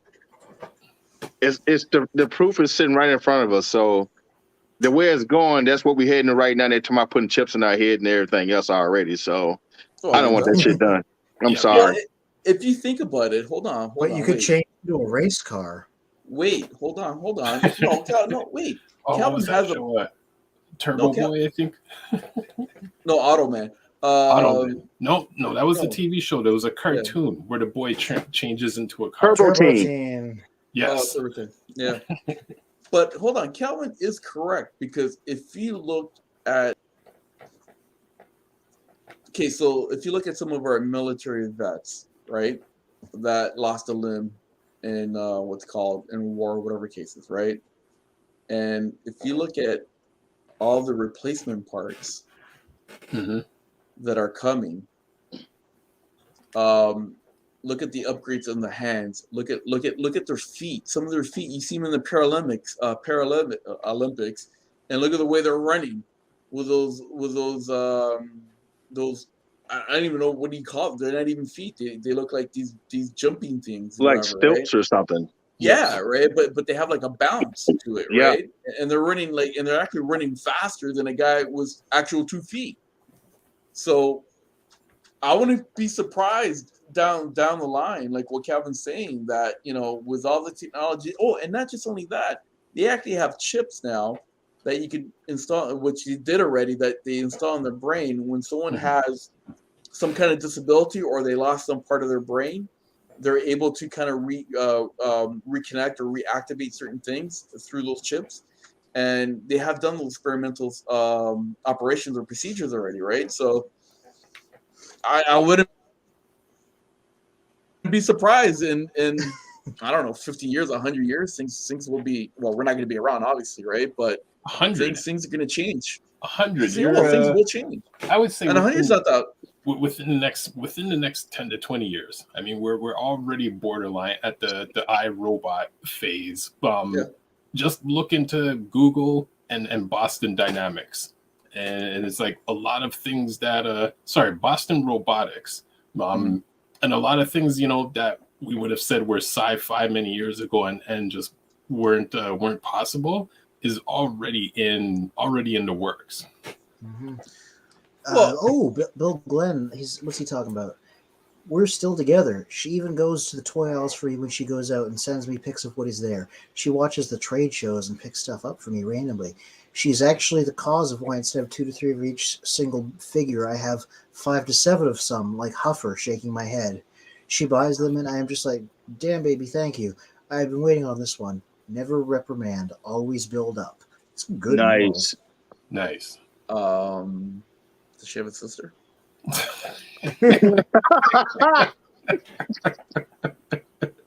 It's hard to find those these days.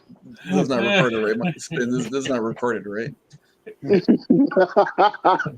Can we block certain people from watching this? Or? You can always edit the YouTube video. You always got that hidden brother-in-law that's watching this show, writing shit down. I know it. And go back and tell it as it is. Like, look, I got this on recording. You want to see this? Yeah. I don't know. I don't speak English. I don't know.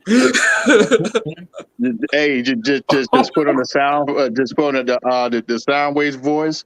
I don't know what you're talking about. Repeat. It wasn't me. It was Blaster. Mike, here's an answer to your question, though. Bill has an answer to your question. What's that? She She does have a sister, but she is what? She's a dude now. She transitioned. Yes. Congratulations on his transition. No, thank you. Sorry. Okay. Discontinued. Hey, I tried. Discontinued. Mm-mm. Yeah, but the way it's going, man. Everything what we like, it's gonna be cyber. It's either AI or it could be nanobots because they are working on healing factor. So who to say we might have? Well, that's be like X-Men in the future. You never know. It could all be a be genius out of Wolverine. your body.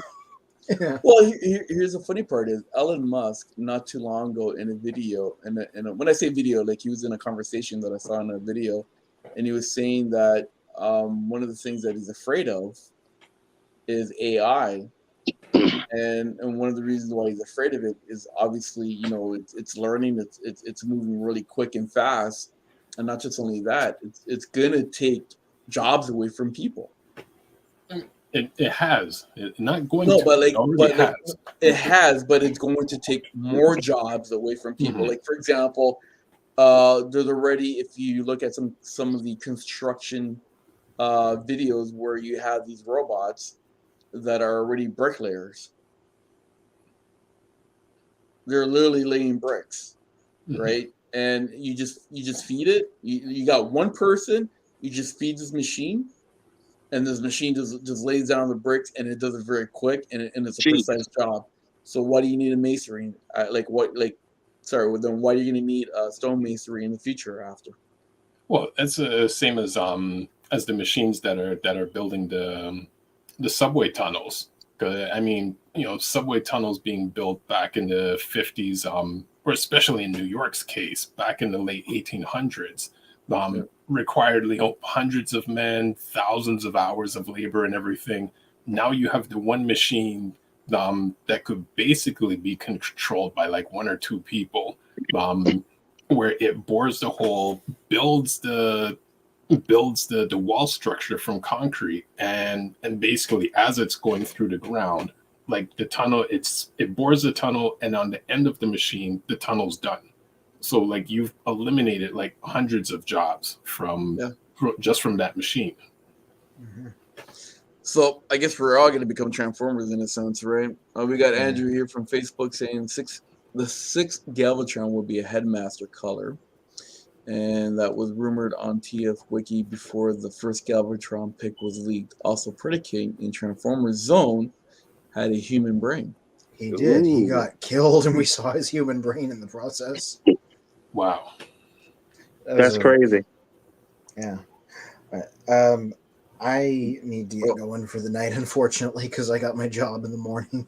No worries. We got Bill here saying he's mates. I'm out. Another great show tonight. Yeah. I'll get the room cleaned and lit this week, and maybe next week we can add me in, and we'll look it over together. Bill, that sounds great. Thank you so much. That's what's up right there. Yeah. So Calvin, then you got to join Calvin for next week, man, to see his. So we can have a look.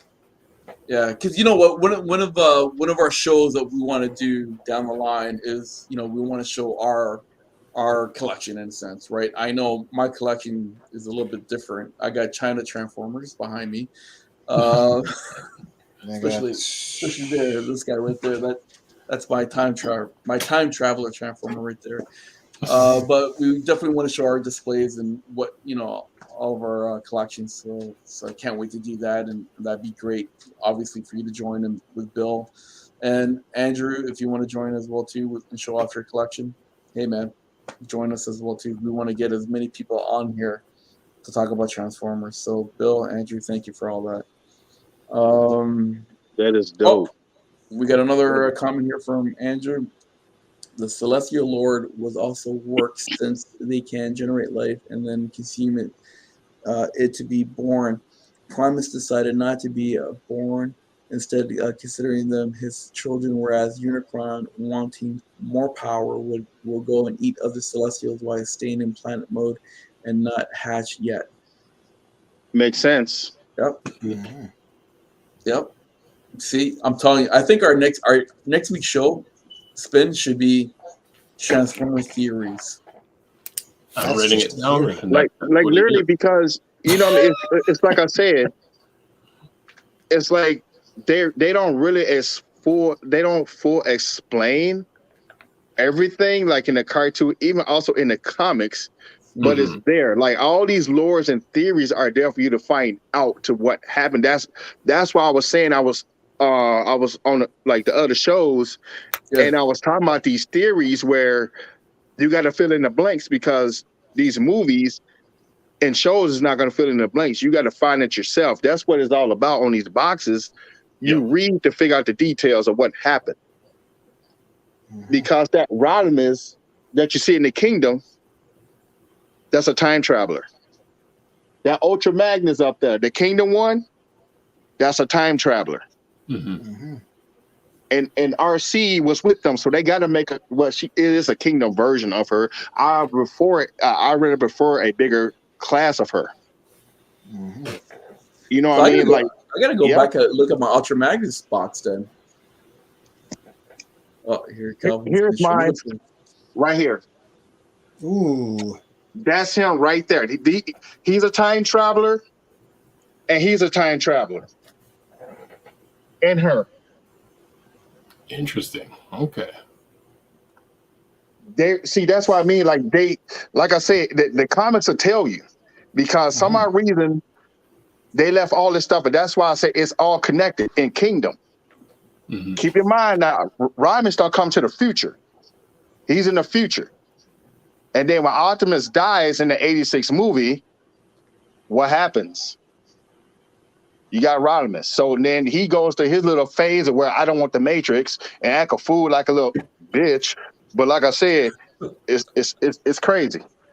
But the dude is like off and on like a switch. And that's why I like him at certain points. And some parts I'm like, dude, what the hell are you doing?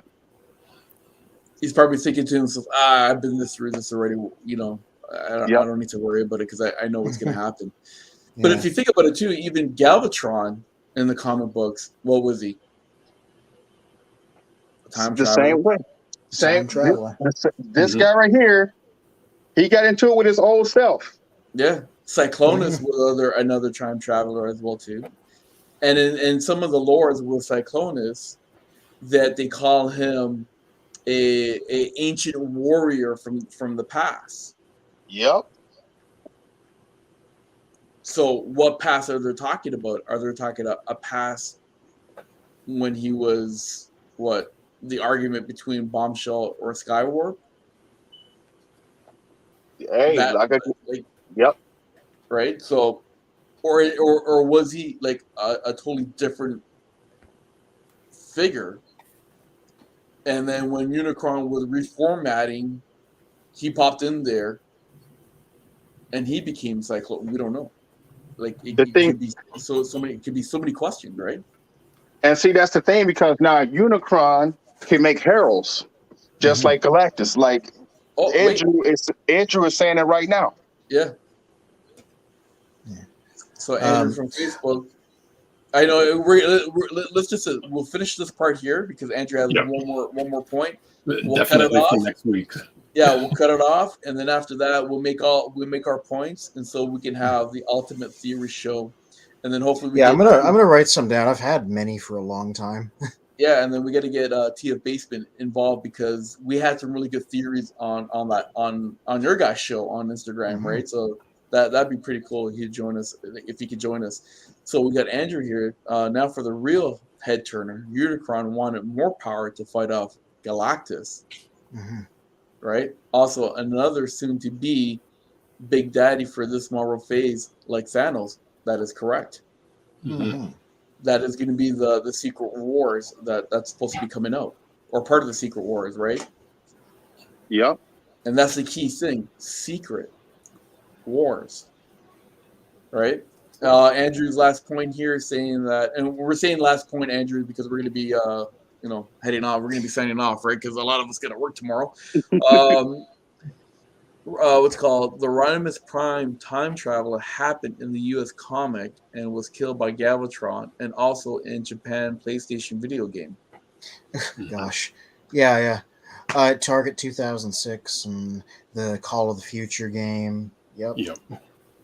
Okay, we'll do this last one, Andrew. Andrew, this is the last one. Okay, Circuit Breaker was in Secret Wars. Yes. So yes, she was, because Marvel wanted to own the character instead of Hasbro, so they snuck her in there really quickly for like a one-page cameo. This is why she's never appeared in anything else, because Marvel owns her instead, but then they just decided not to bother using her.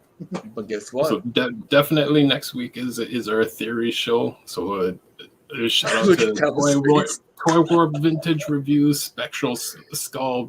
Thank you, Calvin, for jumping in. Also, a shout out to Joe and to Joyce, and to Bill. So, and to Andrew. Commenters. Man. So we had a really good show tonight. But definitely all the theories and all the ideas, we have to save it for next week's show. So, so we're gonna have quite a show. So before we head off, talking about next week, again, we have our fantastic writer over here, Anthony. What's happening for next week? Monday, going to take a look at an actual, what did I do with the other one? An actual third party by definition figure, which is the Transformers reaction figures, Hot Rod and Galvatron. I don't know where Galvatron is this second. He's here somewhere. Here's the Hot Rod. Gonna have a look at these tomorrow.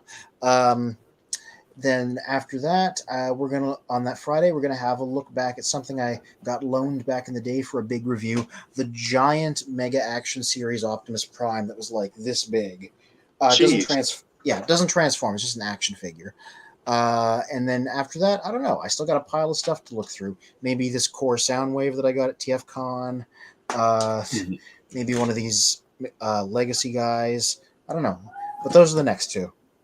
Cool. And where can we find this, Anthony? childrenofprimus.com. And if you go to news and reviews, all of my writing is there. And if you don't go to news and reviews, you go to the main site, it's a classifieds where you can buy and sell Transformers. And yes, Andrew, and Super 7 guys are official. And you can use our classified site in the U.S. and in Canada as well. Yeah, we're international. Exactly. Yes. And we're a one-stop shop. You can find news and reviews from our writer. You can also find other news and reviews from other sites that we bring it into our own site. And again, if you are selling, promoting, or want to buy something, it doesn't matter if it's a video game, it doesn't matter if it's a Transformer itself, it doesn't matter if it's a statue, it doesn't matter if it's an action figure. It doesn't matter what it is. It's free. That's the key thing. So use it. If you don't use it, you're lost. Not mine. Sure. If you don't use it, Galvatron will be very mad. Look at how he shakes his fist at you. Yeah. Exactly. Calvin, thank you so much. You got anything to plug? Yes, indeed, guys. You can follow me on Instagram. Just go up on that Calvin.